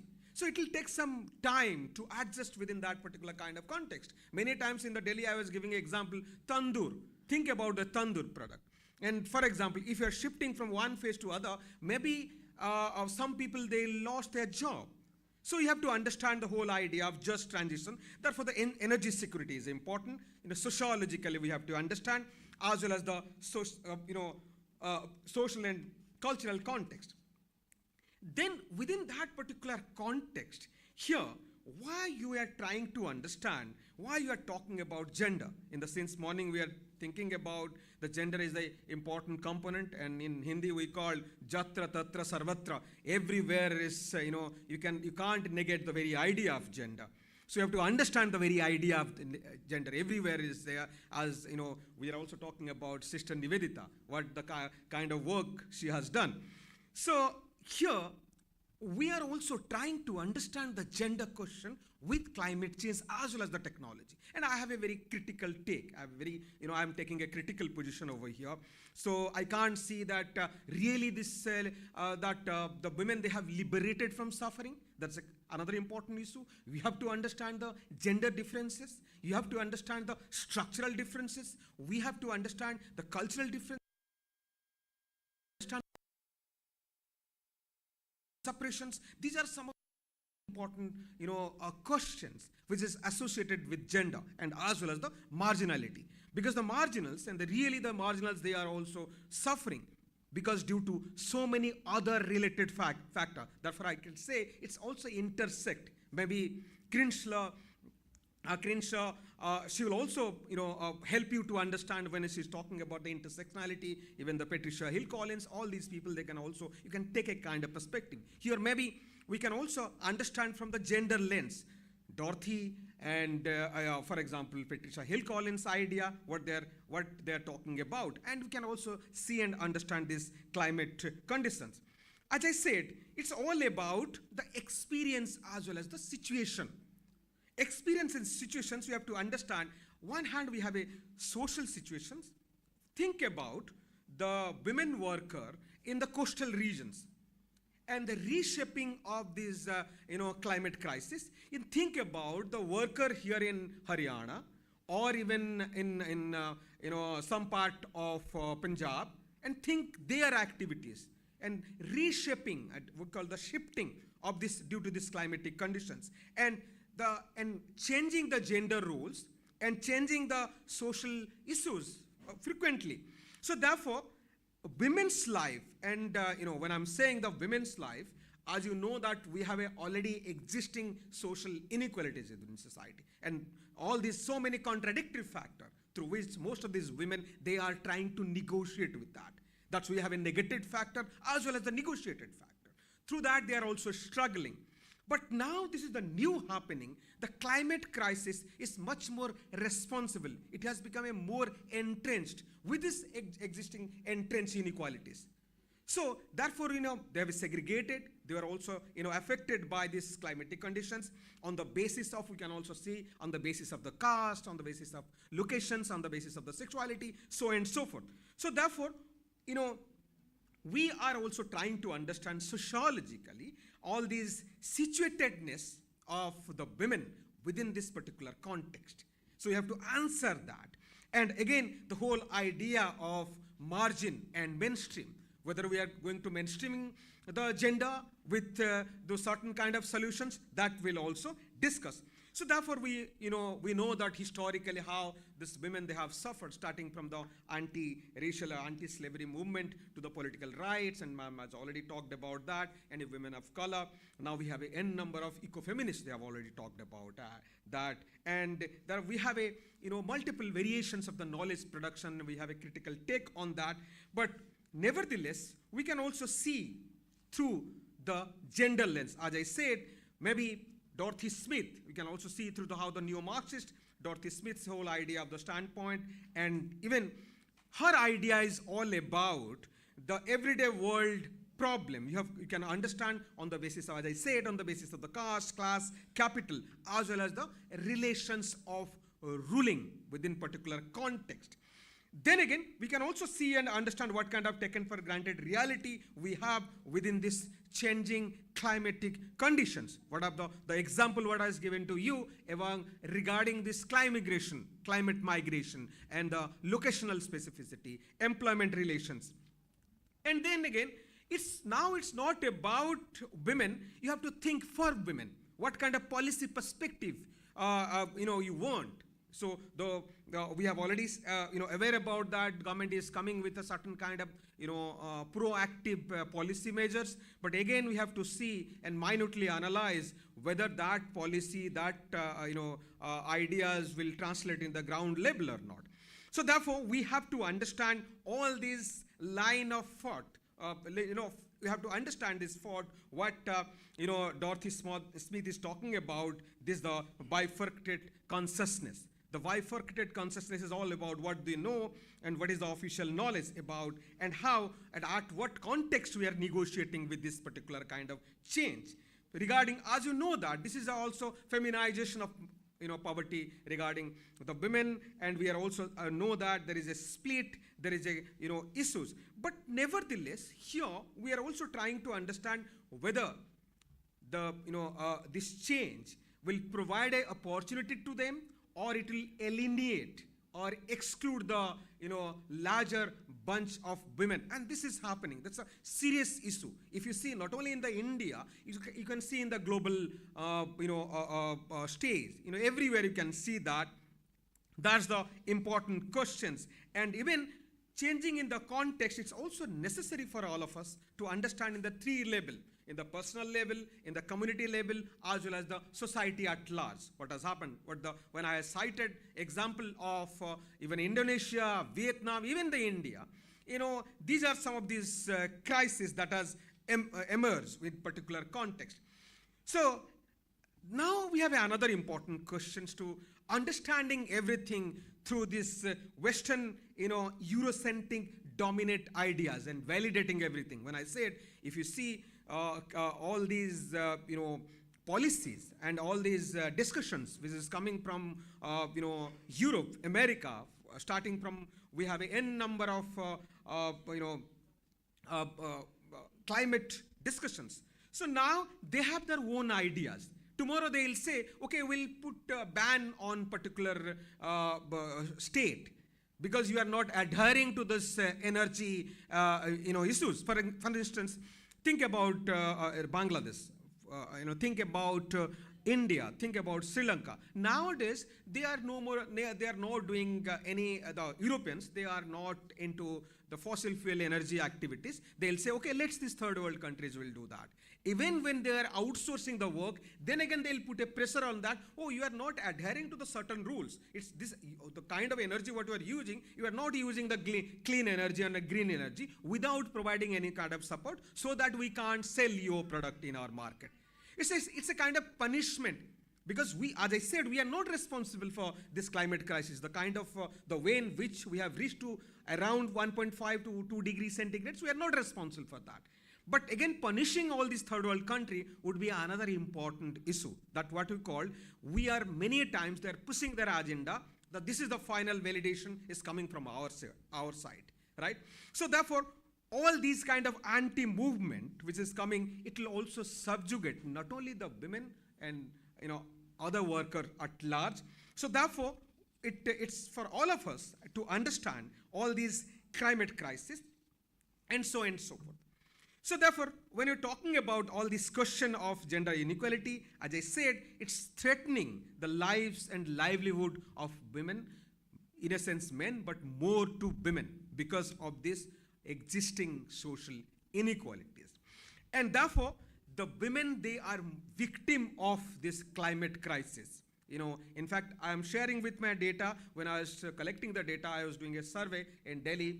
We had around 400 sample size we had collected and 50 doctor size. We found out the women, they are more sufferer in a sense, because that's a health conditions, and the pregnant women suffered by this air pollution. And the air pollution, we are coming from ma'am and me, and some of us, we are coming from Delhi. We are literally living in a gas chamber. The AQI level is 300, more than 350, and more than 350 is a severe.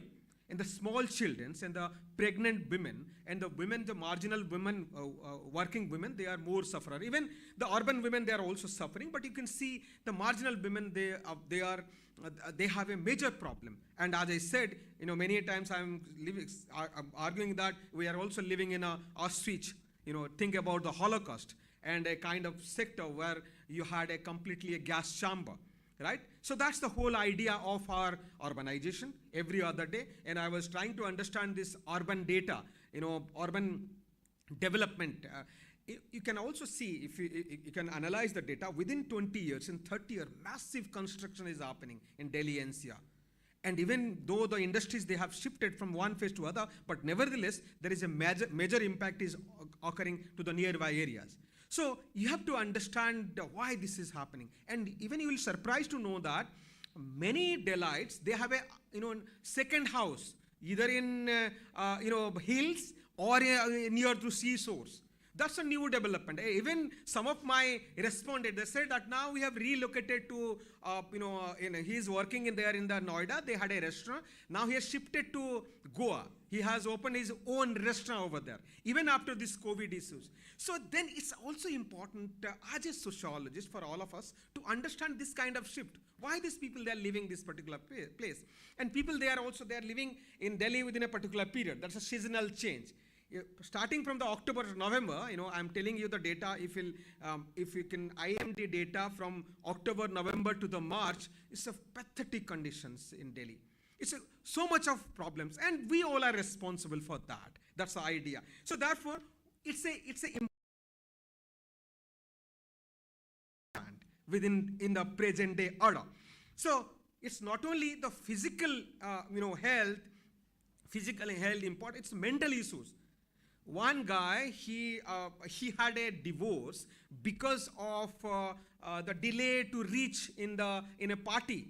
So one guy said he was working in a Gurgaon. He was living in Paschim Bihar. He said that one day the traffic was the pathetic traffic. I could not reach there, and my wife and again we had a conflict at home. Now finally we got divorced. So you just imagine. It's divorce is, you can also minimize, understand some other factors as well, right? So this is the pathetic condition where we all are living. It's a kind of violence. You can also see the pathetic violence.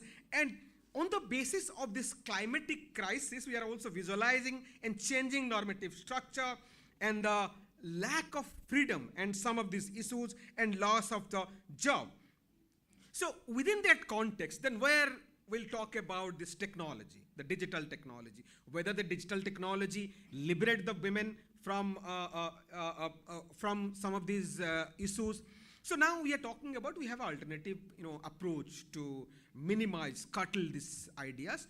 In a sense of, climate action.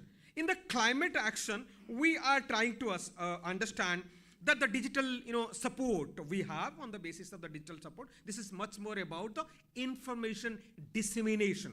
For example, if you have a plan and policy, the government will disseminate that information that will reach to the marginal section of the society, providing. But there's a crisis we have to understand, because digital solution can't provide alternative support system, a complete support system. Because that's a division you have to understand. If you talk about how the Pipanoris is trying to analyze, you have a global divide, you have a social divide, you have a democratic divide, we have a gender divide as well. Because all the women, those who are in the marginal section of the society, they are not getting enough opportunities to utilize all these digital support system. So therefore, you can also understand, you can't negate the very existence of digital inequalities, which is also interlinked with so many issues. For example, now the government, they are also talking about, will also provide certain kind of, to address this gender vulnerability and pervasive inequality, to provide certain kind of digital solution and digital support system. Though they are also trying that, but it's also too difficult to reach in that level. Right? So, as a sociologist, we can also critically analyze all these core issues. As I said, Madam has already talked about theoretically, within a particular kind of context, we'll also see the whole idea of the existing text with the kind of pretext, and we can also understand what kind of discourse that has emerged. And nowadays, that's good things. Many sociologists, they have also realized this very idea of risk impact, that has happened because of this climate crisis. And we are also critical about the emergence of this Eurocentric and modern project, what I call the project itself is ruthless. What has happened there in long back in the 18th century in the Manchester city, and now that same idea, if you just imagine now they have industrial setup and whole lot of pollution that has happened. Now their city is clean. They're pushing the same thing towards China or towards India, but without providing any sort of support system to these third world countries. These are some of the biggest issues that emerge within this particular context. So therefore, within and here, when we're talking about green and the clean energy or the green and hydrogen, now I'm telling you, we are going to enter very soon to the hydrogen market. And though we have already talked about, so just 2 more minutes, we are going to enter into this hydrogen market because next future economy is all about hydrogen economy. Again, I'm telling you, and right now, few countries, even if you talk about Europe and talk about America, they are doing very well in hydrogen, greener economy, and they are pushing their product to us. And I'm telling you, you must have heard about recently Gujarat, some of these big 2 companies, they have taken land, they have started this clean energy. You can understand who are these people. I don't want to name them. There's a politics you have to understand. And now we are carbon capital to the hydrogen capital. The transition is not very easy for all of us. As I said, it's very difficult task. We're talking about justice, economic justice, talking about just transition, it would be another challenging factor. So as a sociologist, we are also contextualizing it and differently. We just think about with the question of gender, with the question of marginality, with the question of all the workers. So therefore it's important. Therefore in this context, really I'm grateful to the department, grateful to the organizer, Shima and Priyanka and all these, the Vice Chancellor, and for organizing this workshop and inviting the scholar. And really I'm grateful to my teacher and all the participants, and to Sir Biswajit Sir and Professor Sanjay ji for this it's a wonderful environment. So now this is, this is some idea from my side.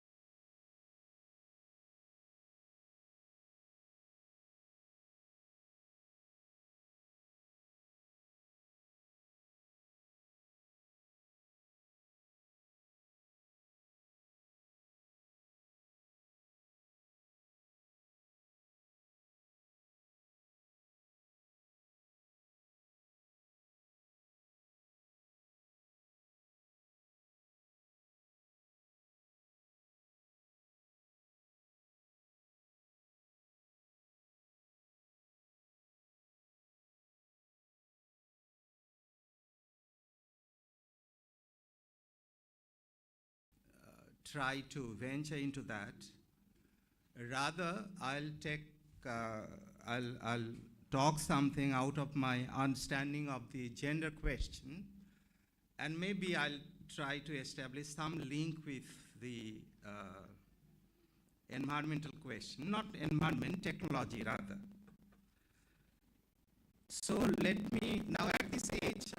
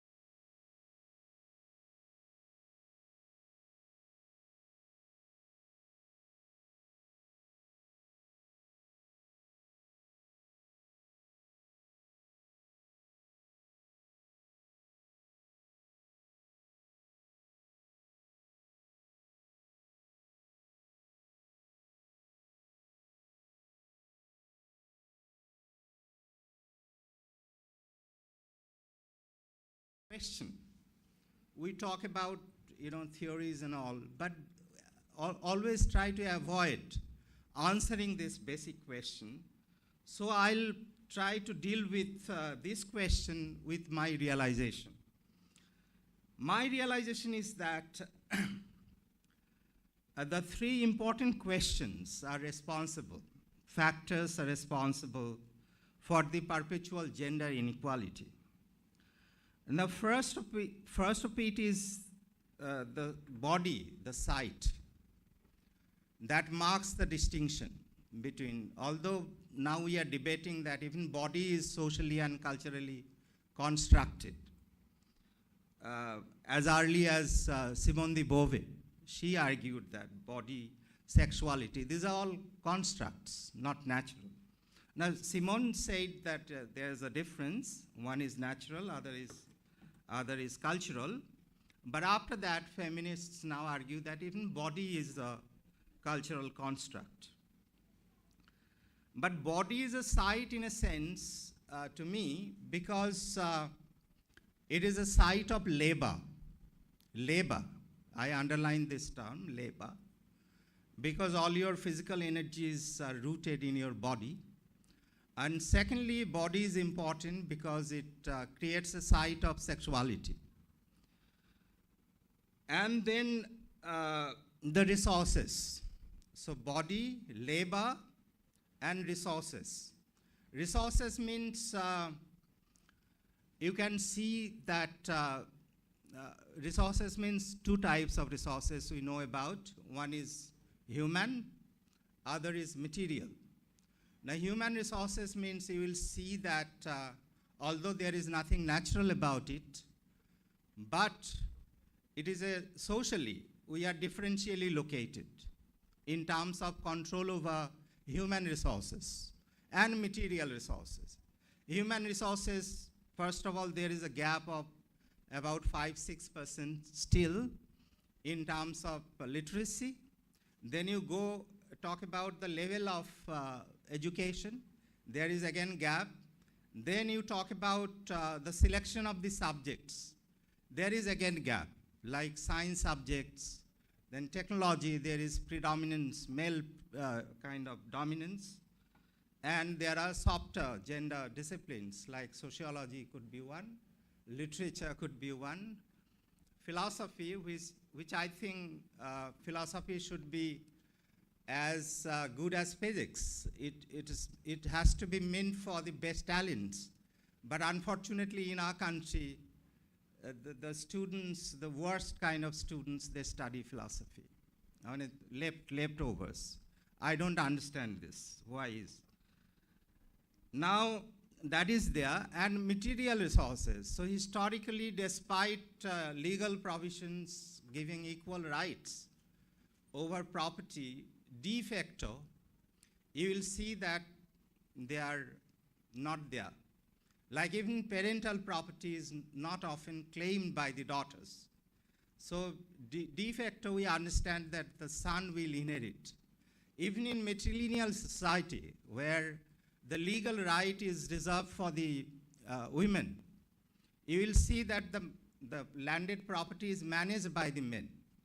Okay, so that sort of inequality I'm talking about. And then, so if there is a difference, an inequality in terms of skill development, there comes the question of transfer of the fruits of labor. Like I see a circle here, like talk about the middle classes, where we are located. Now we buy cheap labor of the maids, paying almost nothing. And then the housewives in patriarchal society, the responsibility for managing house is theirs.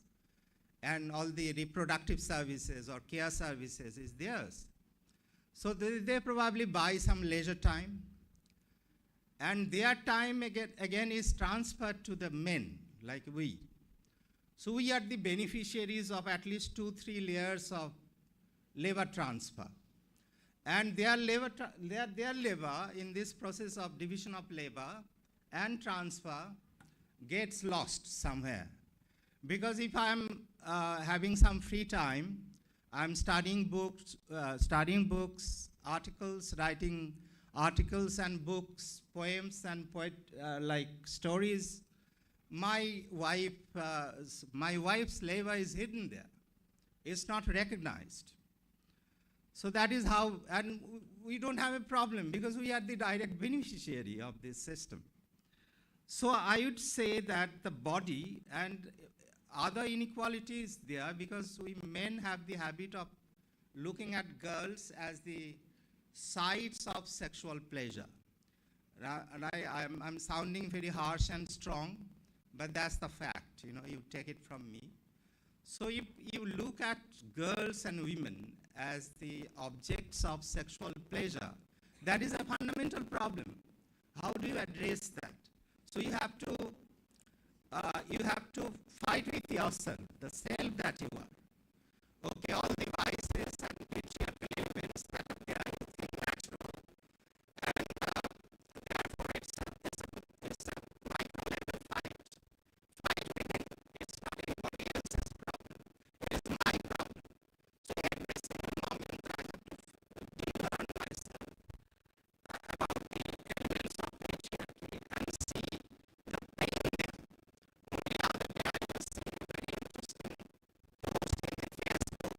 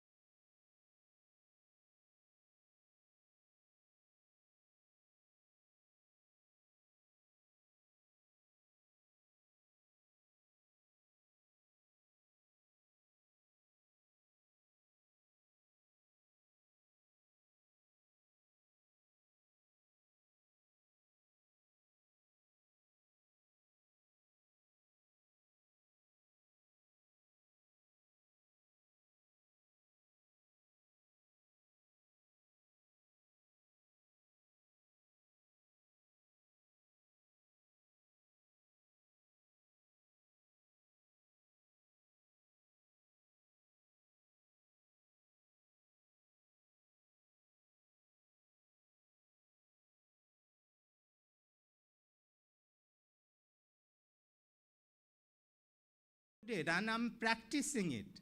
The cognition and action, inseparable.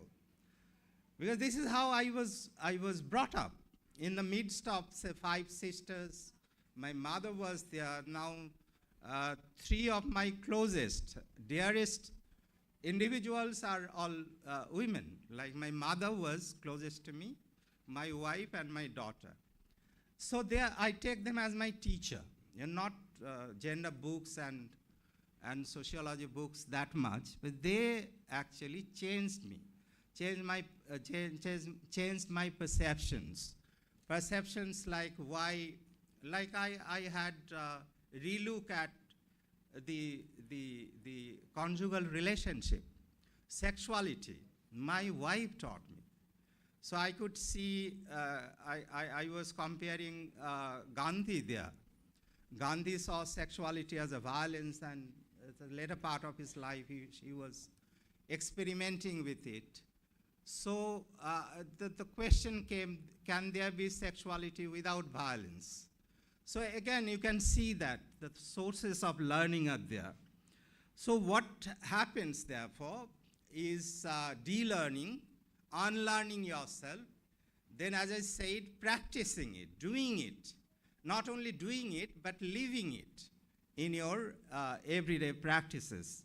That is how probably we can alter some of the gender perceptions. We can be better human beings, not male and the man and the woman. Yeah. Finally, I just say that the feminist movement itself is in crisis. You have to read a little bit about Yulia Kristeva for that. And all the post-structuralist theorists, they are arguing that the individual differences and group differences as well. So every single individual lives in a separate context. So your problems are different because your life is different, you are a different person.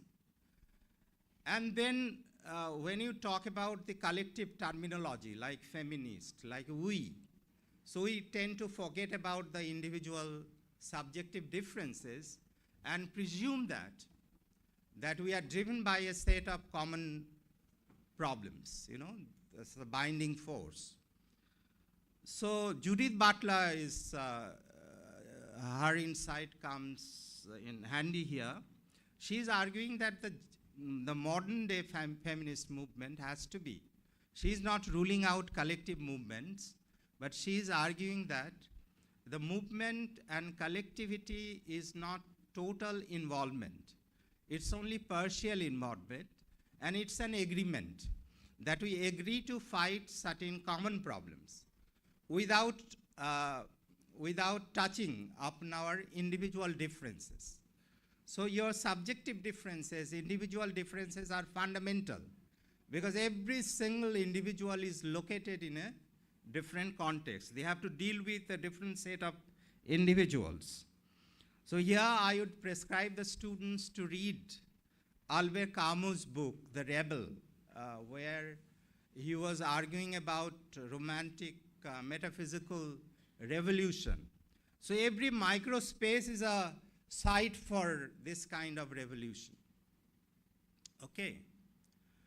That is my final take. Every single space, microspace, is a site for, in our everyday life, is a site for this rebellion. Now, how it happens? Like if your maid, she tolerates your torture and exploitation day after day, but one day she asks you a question. That is the moment of rebellion. That, ma'am, why are you saying these nasty words to me? I'm here to serve you. Why do you use abusive language? I also have some respect. Or quitting the job could be another example of rebellion. That this is an arrangement, I don't accept it. It's because it's insulting. Therefore I quit. So that can be a moment of rebellion. Now if my wife asks me a question, why do you do this? that is a moment of rebellion. And it can happen, in multiple times, like when you travel in public transport, you young girls, I can't see a single girl who was not abused, who has not been abused. I can challenge you. So you have been subjected to abuse of different forms. But not everybody is protesting. So you stand up and ask a question. Slapping can come later. That is a moment of rebellion. Even if you think that this is something happening in our life, but this is not just, this is unjust. That realization could be a moment of rebellion. Then you can extend it to the collective. From individual, realization, then action, then you take to the collective in whatever group formation. On issue-based kind of group formation, that can be there. So this is how probably we can bring about micro changes. It's not instantly visible, but I can see it. The person that I was when I married and the person I am today, vis-a-vis the gender question, I am transformed from within.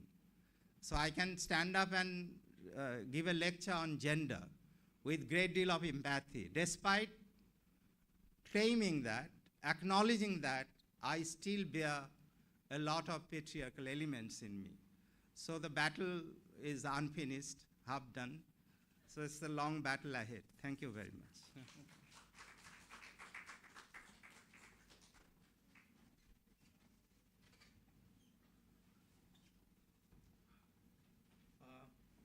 We have already passed our time, supposed to end by 1, it's already close to 2. Before I open up the session for question, answer, short discussion, let me put forward an information before you. The Indian Sociological Society Conference, 50th All India Sociological Conference is going to be held at SRM University, Andhra Pradesh, in between December 28th to 30th. I don't know how many of you have already registered. There is an early bird system going on. I would request all of you to join it. The basic theme of this year's conference is the mobilities and inequalities. The question of inequalities is being discussed, shifting context and changing paradigms. So the SRM ISS conference would offer you much more scope to think, dialogically involve yourself, inner self versus the outer one, to debate and discuss. So the floor is now open for question, answer, or short comment. Yeah.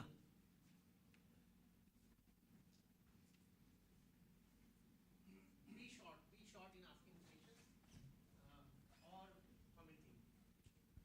Hello, so thank you very much to the panel. It was a wonderful panel and it was very engaging, so thank you very much. I just raised my hand because I need to leave briefly for a meeting and I should be back. So I would like to take this opportunity to ask this question to Sanjay sir. There were so many things, sir, that you spoke about. I would love to have a long discussion, but for our students, I think, it is a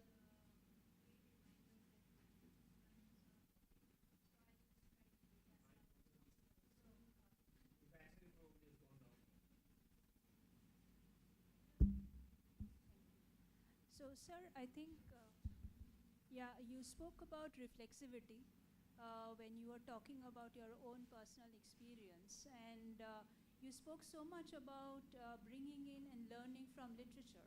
I've been a student of literature myself, studied comparative literature, so I find it extremely important. Today in the morning, from another college where, she's an English literature student, and we were talking about, the importance of bringing in literature in social sciences and what we can learn from literature, especially in sociology. And sir, this is just a question as a teacher. You spoke about doing and leaving sociology. How about teaching sociology? What would be your lesson to a teacher? In today's world, when you're talking about, you're reminding us about praxis, various concept, and then how do we teach about praxis? In terms of both theory as a concept and also in terms of application.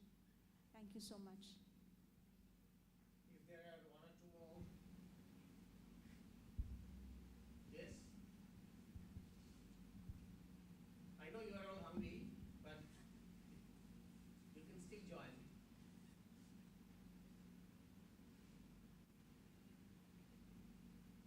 Well, I think Sanjay should do it briefly if it works. Yeah, I don't see any, compartmentalization here, as I say, because when you are dealing with a topic in the classroom, say you are dealing with Durkheim, for example, because every single topic has different kind of demands, okay, treatment. Now teaching about Durkheim, like I was taught Durkheim, for example, as if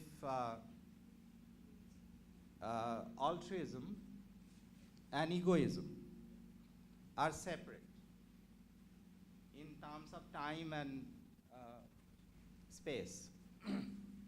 Like one is altruistic, primitive, egoistic, modern.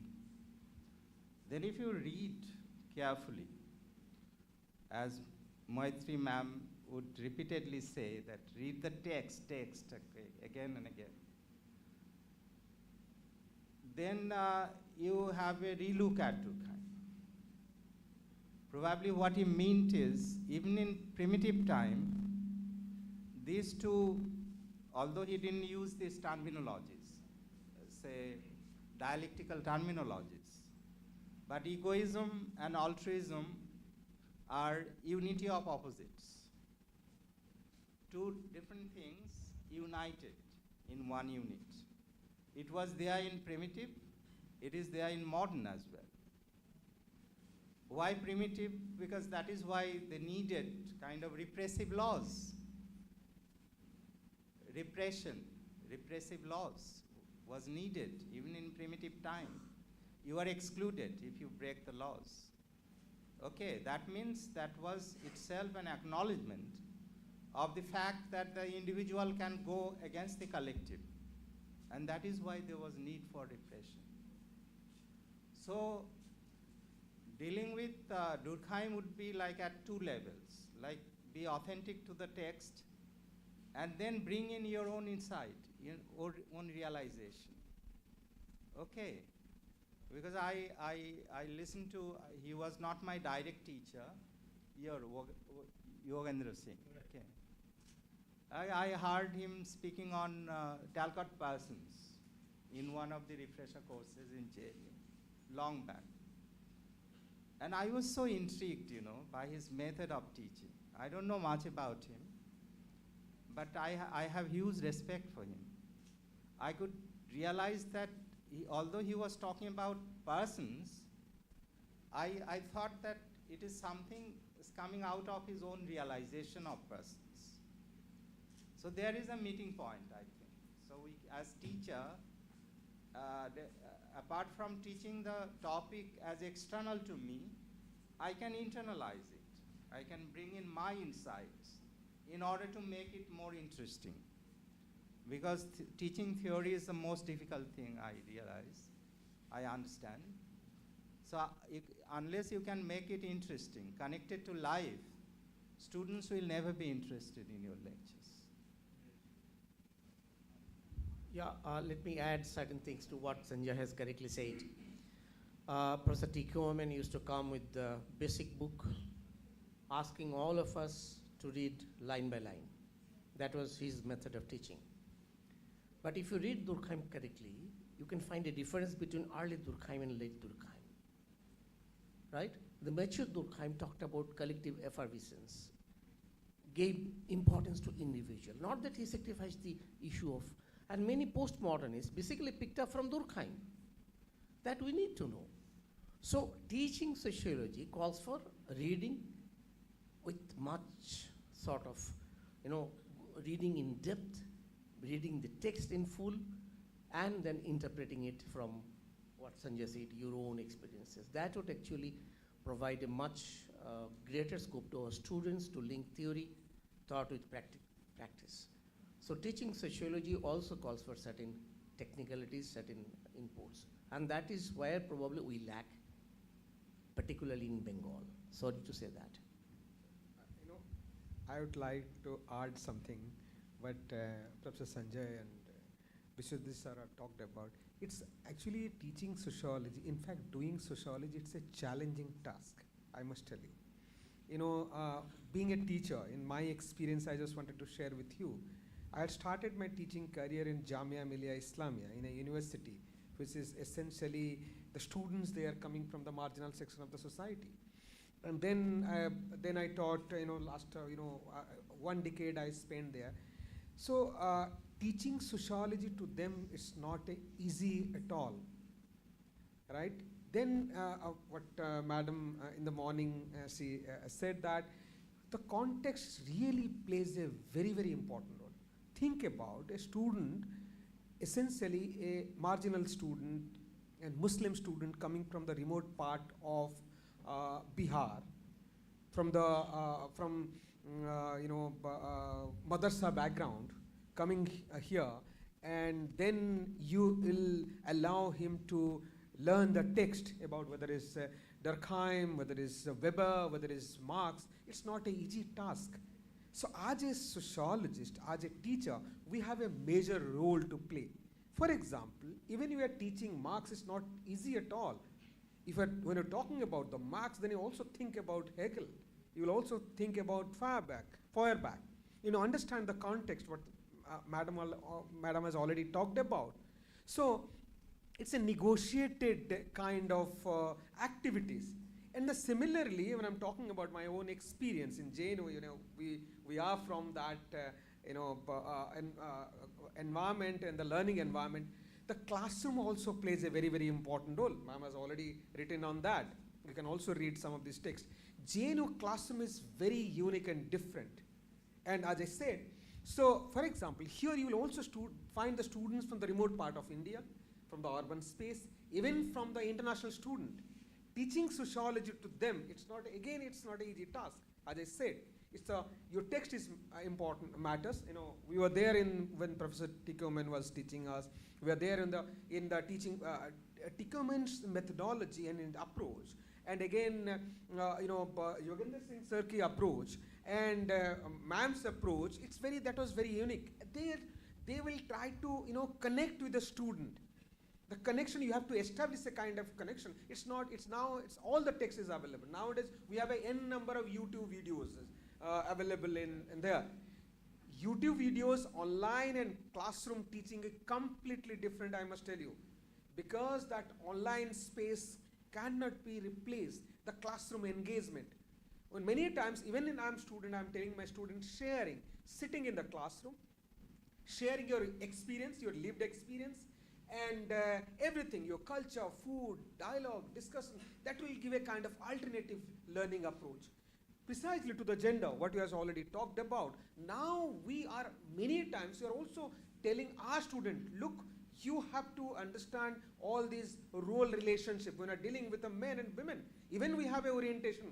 Ma'am, we have a similar kind of orientation we are doing in JNU. We'll tell them, you have to give respect to both the men and the women. We have a zero tolerance policy on the basis of the question, gender. So here you have to engage with the notion of learning and unlearning process, right? So as I said, it's very, it's an interesting, challenging task. It's a negotiated task, but nevertheless, many sociologists are doing very well. And if you'll read the text, all the sociologists, we call that transformative act. So when you'll enter that, it would be it will transform you completely. Right? When you read the text, when you understand the sociology, and when you understand the whole idea of the social, it definitely gives a new direction. Right? So therefore we have to negotiate with that. Thank you. Yeah, I think Professor Maitri Chaudhary is here. I would request her to pass the final comment on the way we discussed today, if she has to say certain things. Microphone, please. I think I've said my bit, but I really enjoyed the presentation and discussion because it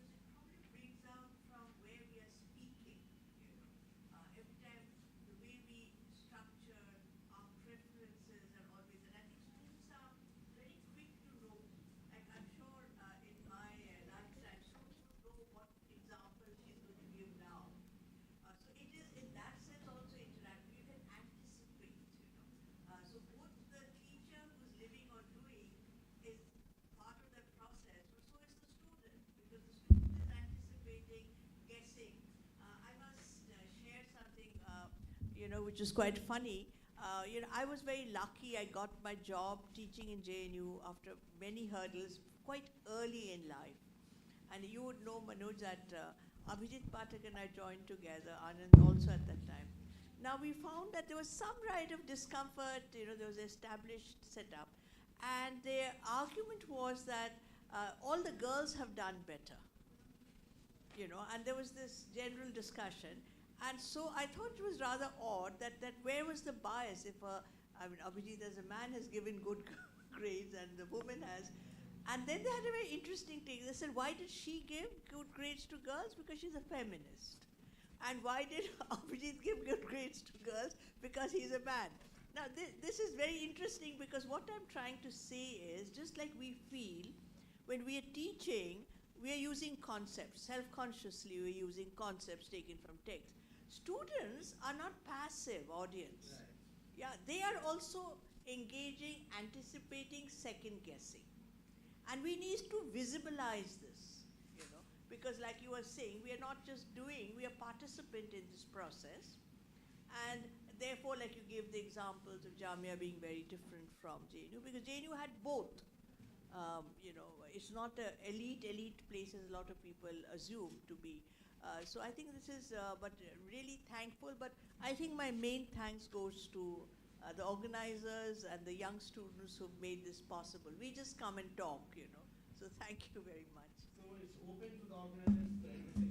Yeah.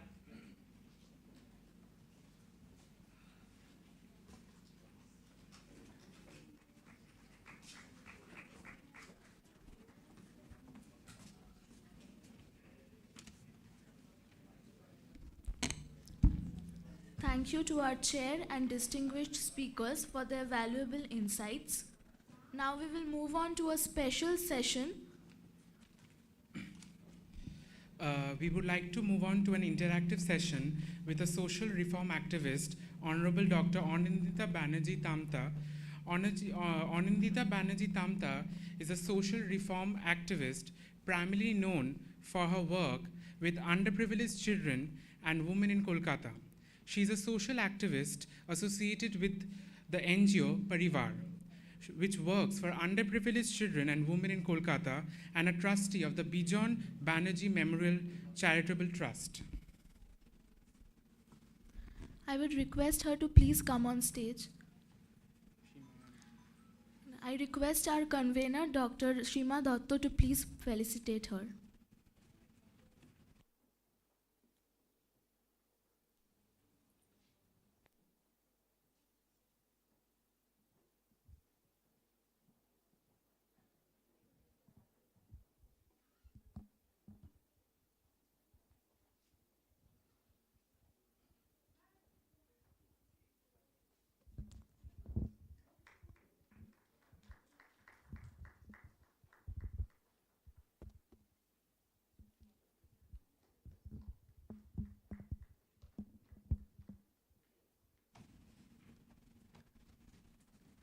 I would now like to open the forum for the session.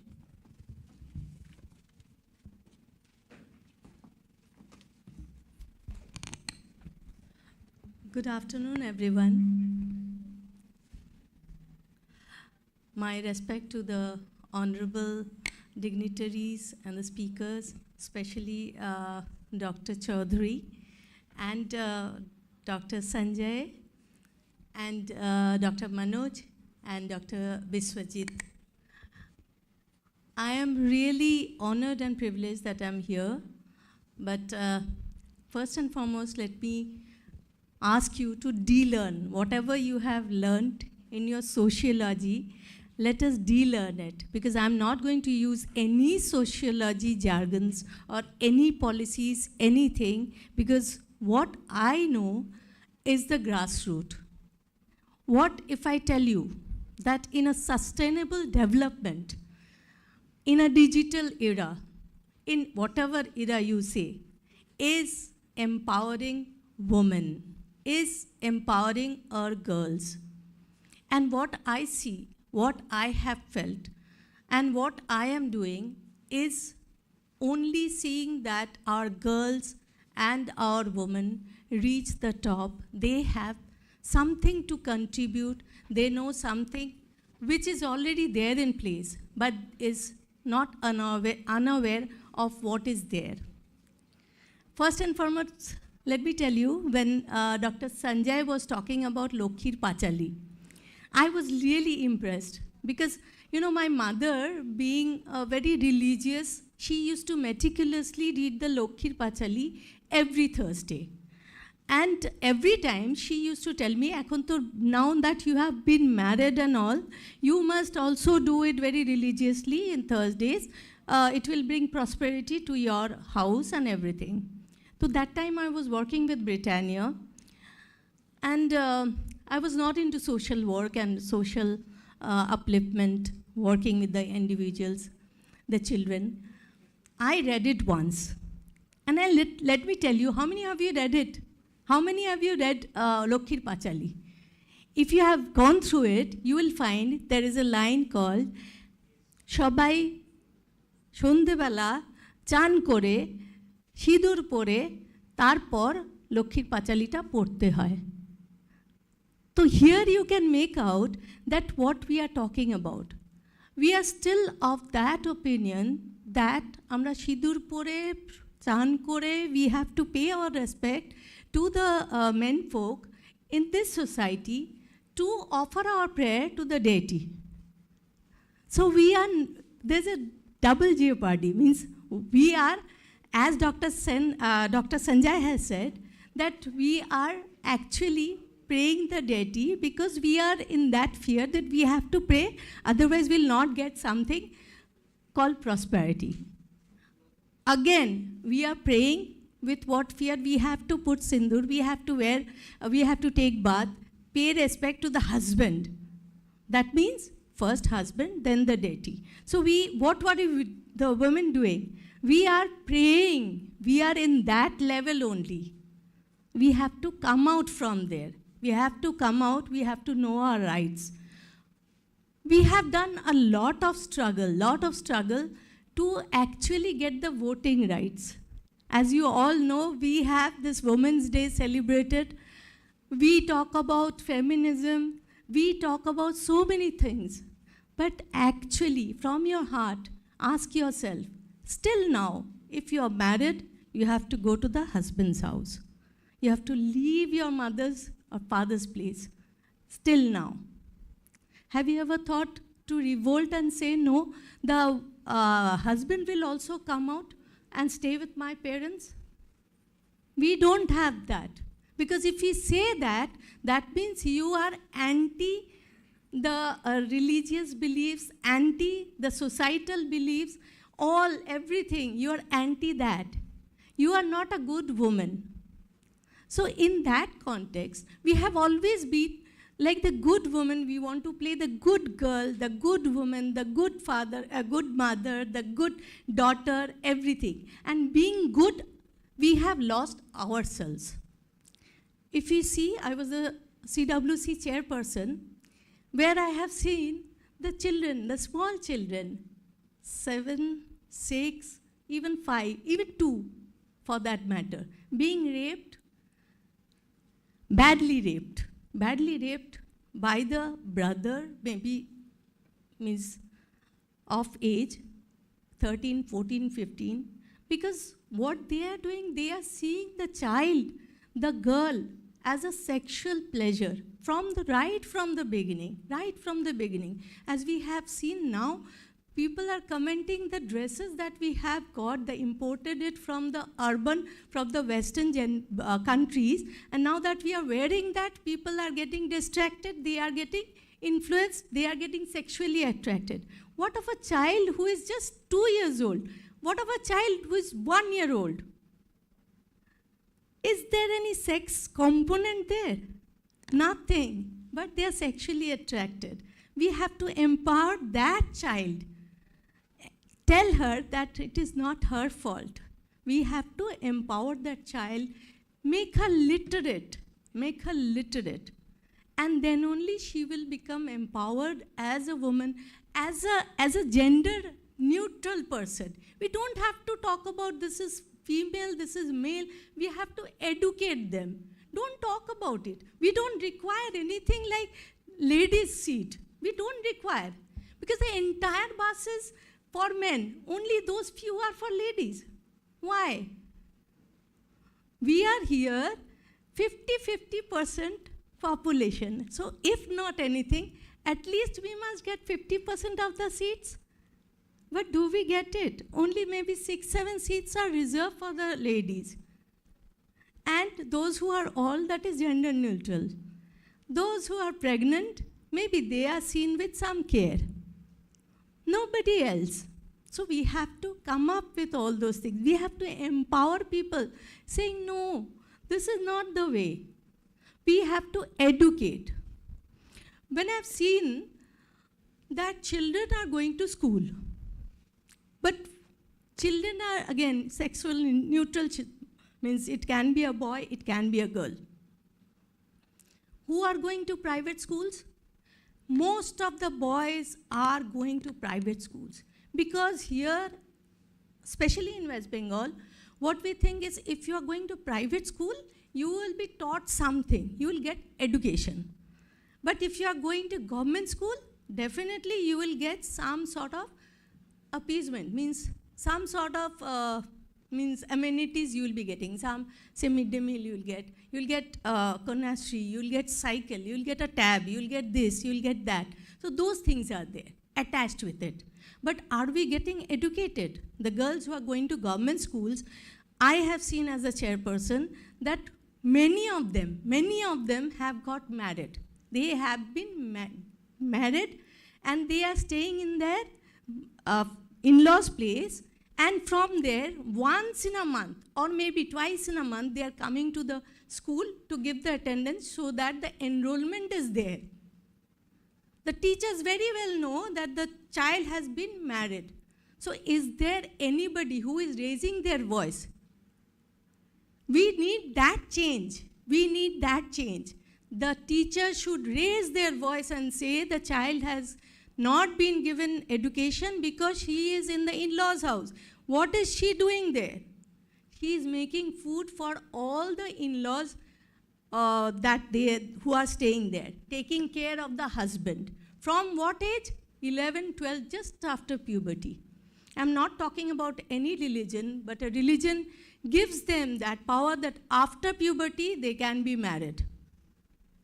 So it's like puberty is something. When you have got puberty, means you are ready for sexual intercourse. You are ready for everything. How many of you have seen Mrs.? There's a movie called Mrs. It's a beautiful movie. Have you seen how that girl who has got the talent exploited to the hilt? Means it's not that we are educated only to serve the menfolk or serve the society. We are not getting anything. Maybe people are thinking we have crossed 1,000,000 miles. We have. But still, million of miles to cover. We are still there in the rural society. If you see, there are children who doesn't have any education. What are you talking about UPI? We talk about getting food in Zomato. We talk about getting gifts in Amazon. We talk about so many things. They are not aware because they don't have that basic thing. They don't have a phone. They don't have a mobile. They cannot afford it. The boys have. The boys have because they are into, again, there is a child labor code. They are into labor because they are the bread earners. So they have to be given all the facilities that is available. So they are given that. So they earn it. They take it from the parents always think that they are the bread earners, so we have to give the maximum protein, maximum vitamin, maximum mineral to our boys so that they can have the brain, they can have the body, everything they can have so that they can sustain. But where are we?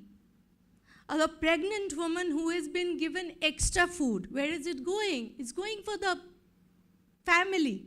If you see, if you watch carefully in the rural side, we offer them 1 egg, 1 milk packet, but they are not feeding themselves. They are feeding the family members. because it's in our mind. We have to change that. We have to change our mind. We have to set it that it is me. I have to first make myself aware of all these facilities which are for me. And I have to become more strong so that I can take care of my family. If you want, yes, you take care of your family, but first is me. You have to take care of yourself. You talk about the menstrual hygiene. I am really impressed with Dr. Sanjay because he was talking about his wife and how he realized that she is the actual teacher. Because you see, we have a ad where I think Akshay Khanna speaks about 10 rupees which can help in regaining the health of the wife. And the husband is just having cigarette with 10 rupees. So the husband can afford 10 rupees because he is earning it, so he can afford 10 rupees. But that 10 rupees or 20 rupees of menstrual packet means that a sanitary pad he cannot afford for his wife because that is an extra burden, extra budget for the family. So these type of things is going on. We talk about climate change, yes. We have now gas stove. Instead of the woods, maybe many are using the gas. Many.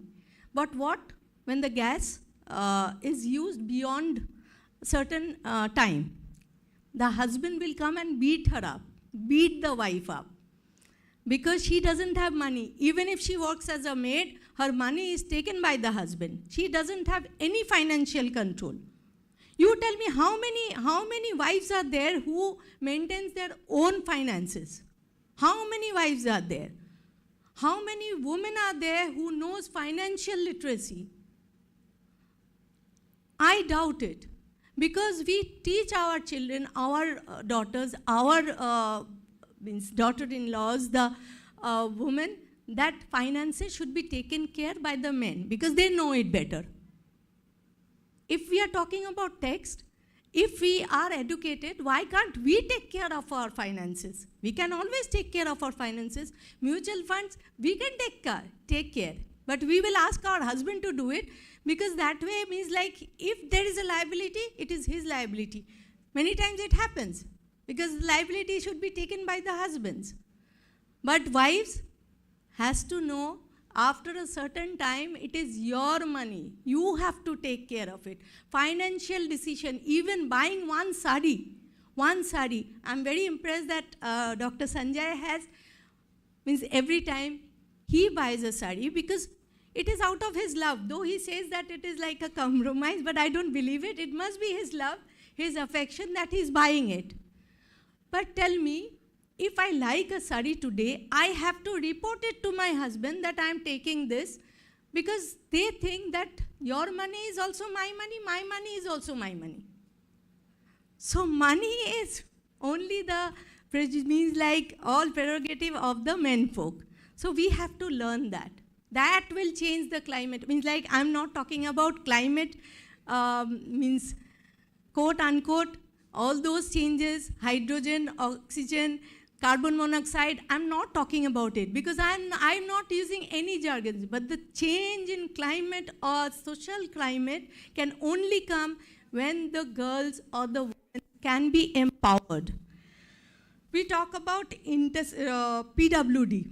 Say suppose a woman gives birth to a PWD, person with disability. Say suppose the woman gives birth to a disabled child. Who is responsible for that? The woman. It's always the family member who will blame the woman. But this is both of your responsibility. Why can't you both take care of the child? But it is not like that. You have to, in that case, what you have to do, you have to empower yourself. You have to put your foot down and say, no, this is both of our responsibility. If it is a person, child with disability, I am taking care, you also have to take care.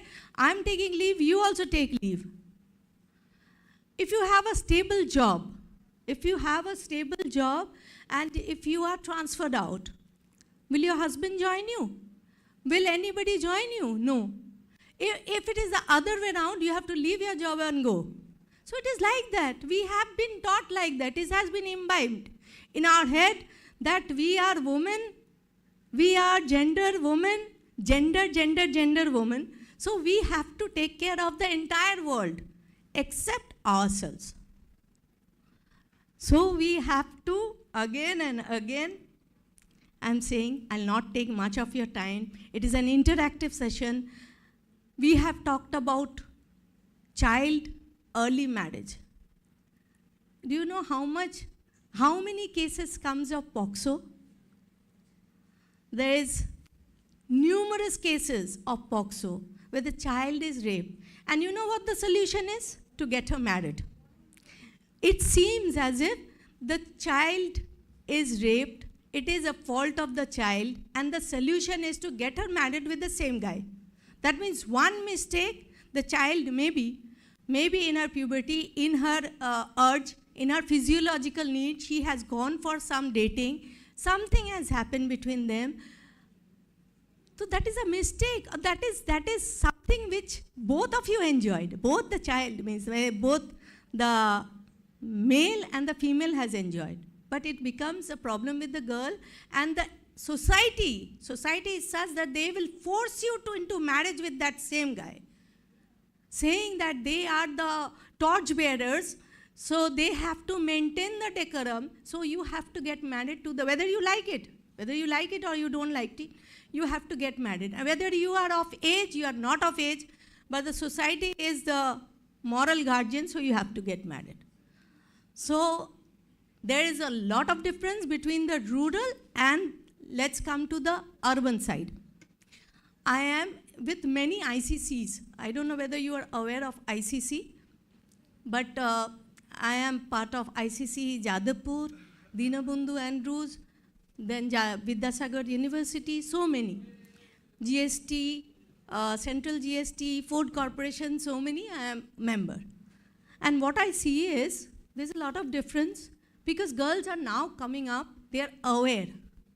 But there is that wee bit of sense there that if I go into it, my parents will be there who will not support me. So there you have to empower yourself. Think that no, if you are right, and if your heart says you are right, logically you are right, you have to complain. You have to complain. As sir was very rightly saying, first complain, then the slap comes.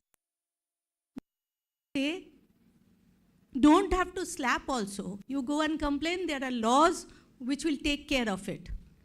You will be happy to know that I think all the organizations, they have got ICCs. There are local committees also which can help you. So don't make it a big issue. Don't wait till it becomes a big issue. You complain before that because you have to work. You have to work in an environment where it is patriarchal, but you have to empower yourself and go hand in hand. Thank you so much. I think it is an interactive session, so if you have anything to say, please do. Good afternoon, madam. Madam, apni bollen je related to the schools in the rural areas, je onek school the school students they are married, the teachers know, even the administration knows, but they are not speaking up. Eta apni ekটু আগে বললেন, madam. I have been running an NGO in Hooghly district which works on legal awareness for last 8 years. I was the chairperson of Hooghly district as well. Yes, I have got an opportunity to hear from you in various seminars somewhere times. Hooghly Jira Porishodeও আপনার হয়েছে, I can remember that. Madam, যেটা I have also seen that during various times, even the teachers, the administration, আমি নিজে দেখেছি madam, that even the BDO of Mogra block, he went to the spot to stop a child marriage, but the family of the child, সে বলছে আমার মেয়ে আমি বিয়ে দিচ্ছি আপনার কি? So I am just adding on to what you have observed. It's not always that the administration does not want to curb it. No, but I'm just interrupting. See, administration has got the legal authority. Yes. So the family doesn't know. Family is only concerned. তাদের বক্তব্য অনুযায়ী একজনের, আমরা গরিব মানুষ, that is the patent word, আমি গরিব মানুষ, একটা কমে যাবে, একটা পেট কমে যাবে. Means that child is the only one who is eating up everything in the family. তো ওর পেট মানে কম করবার জন্য they are getting her married. Get rid of that. Means in মানে খুব বাজে ভাষায় বলতে গেলে পরে ওকে বের করে দেওয়া.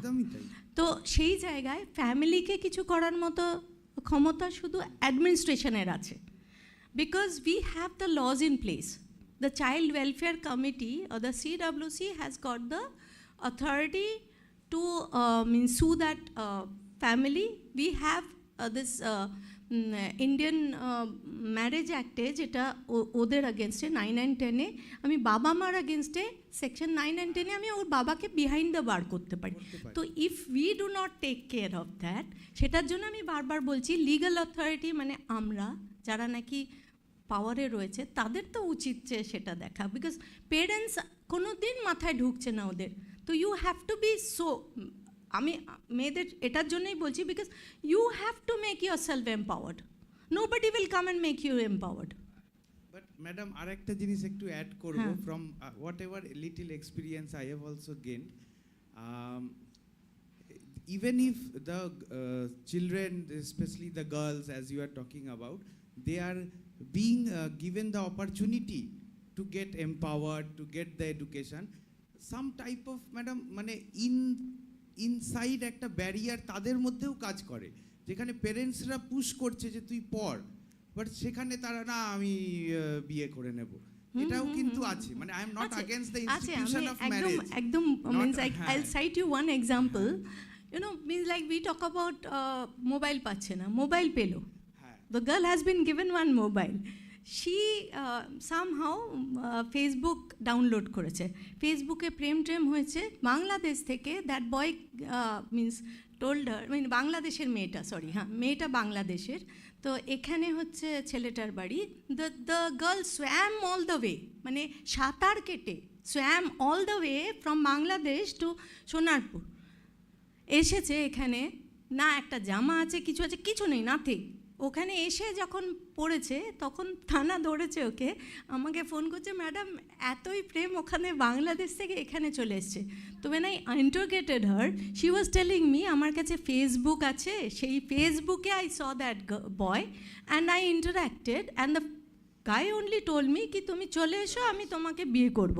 and that is the lure মানে ফ্যাক্টর. ইম্যাজিন এত বিয়ের তার শখ হয়েছে, মানে সে চলে এসছে, সাঁতার কেটে চলে এসছে, ABP Ananda, it was a big news. কিন্তু these are things that we have to go with, because it is imbibed. আমি বারবার বলছি একটাই কথা, আমাদের ছোটো থেকেই একটা কথা শেখানো হয়, তোর আচ্ছা পড়াশোনা করছিস না বিয়ে দিয়ে দেবো, that is the first thing. আচ্ছা পড়াশোনা করছিস না বিয়ে দিয়ে দেবো, that is one. And then if you studying also, তো গ্র্যাজুয়েশনটা কর তারপরে বিয়ে দেবো. আরে তার মানে দুদিকে it is a double jeopardy. Means if you are studying then also you are going to get married, if you are not studying then also you are going to get married. And tell me, in a middle class family most of the mothers are graduates, postgraduates. What are they doing with their talent? The government has also paid a lot of subsidy to actually let them pass through the graduation, the post graduation. So they also have to do something.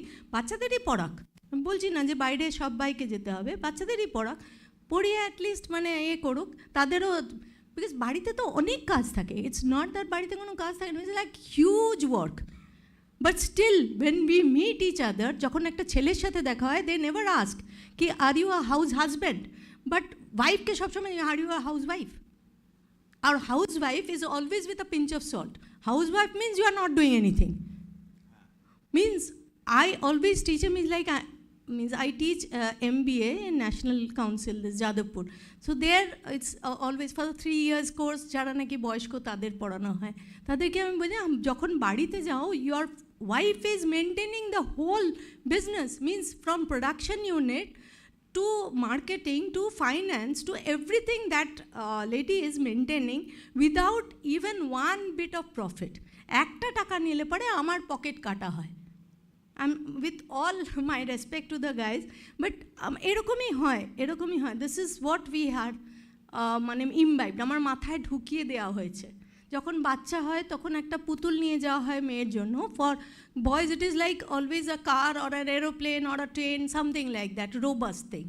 Why is it so? The girls can also, sir was rightly pointed out, he said that now we are talking about the body also.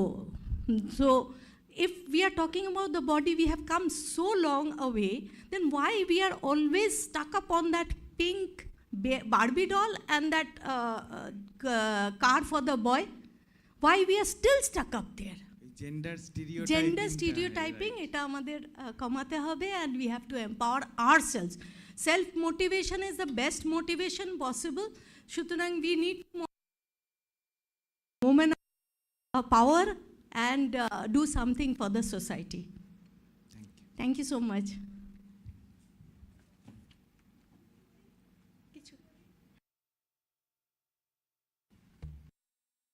Oh, sorry, yeah. Anindita auntie is like not Anindita Banerjee Tamta for me. So I have not a question, but a very thank you from my heart that you accepted my invitation. And I have been, unfortunately, most of all here, auntie, not madam, that you are here. So one thing, my son is more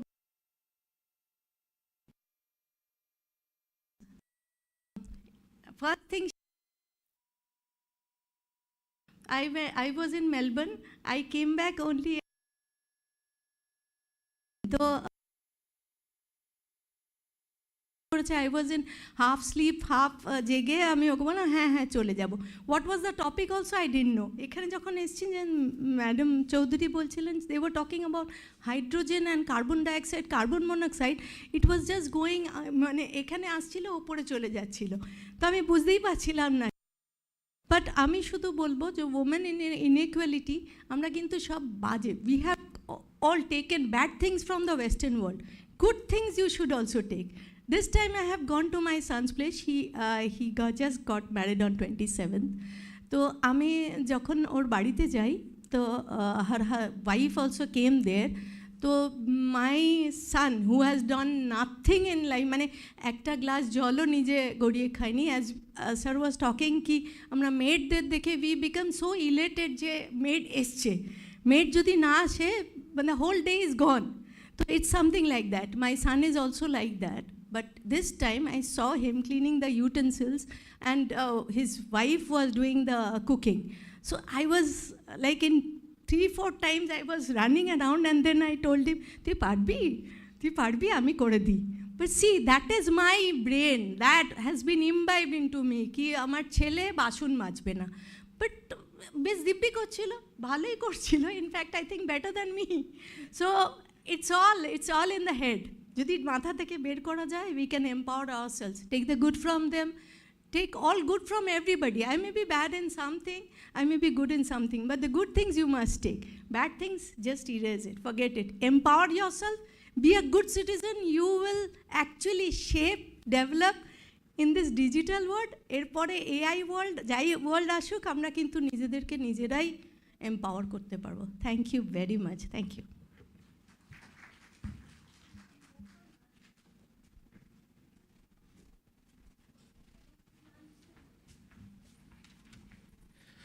Thank you so much, ma'am, for such an insightful session. The Vice Chancellor's lunch has begun, and we will be again starting the first session, that is session on technology, at 3:20 p.m. at the seminar hall. The Vice Chancellor's lunch is taking place in the ground at the same place where the breakfast was taking place.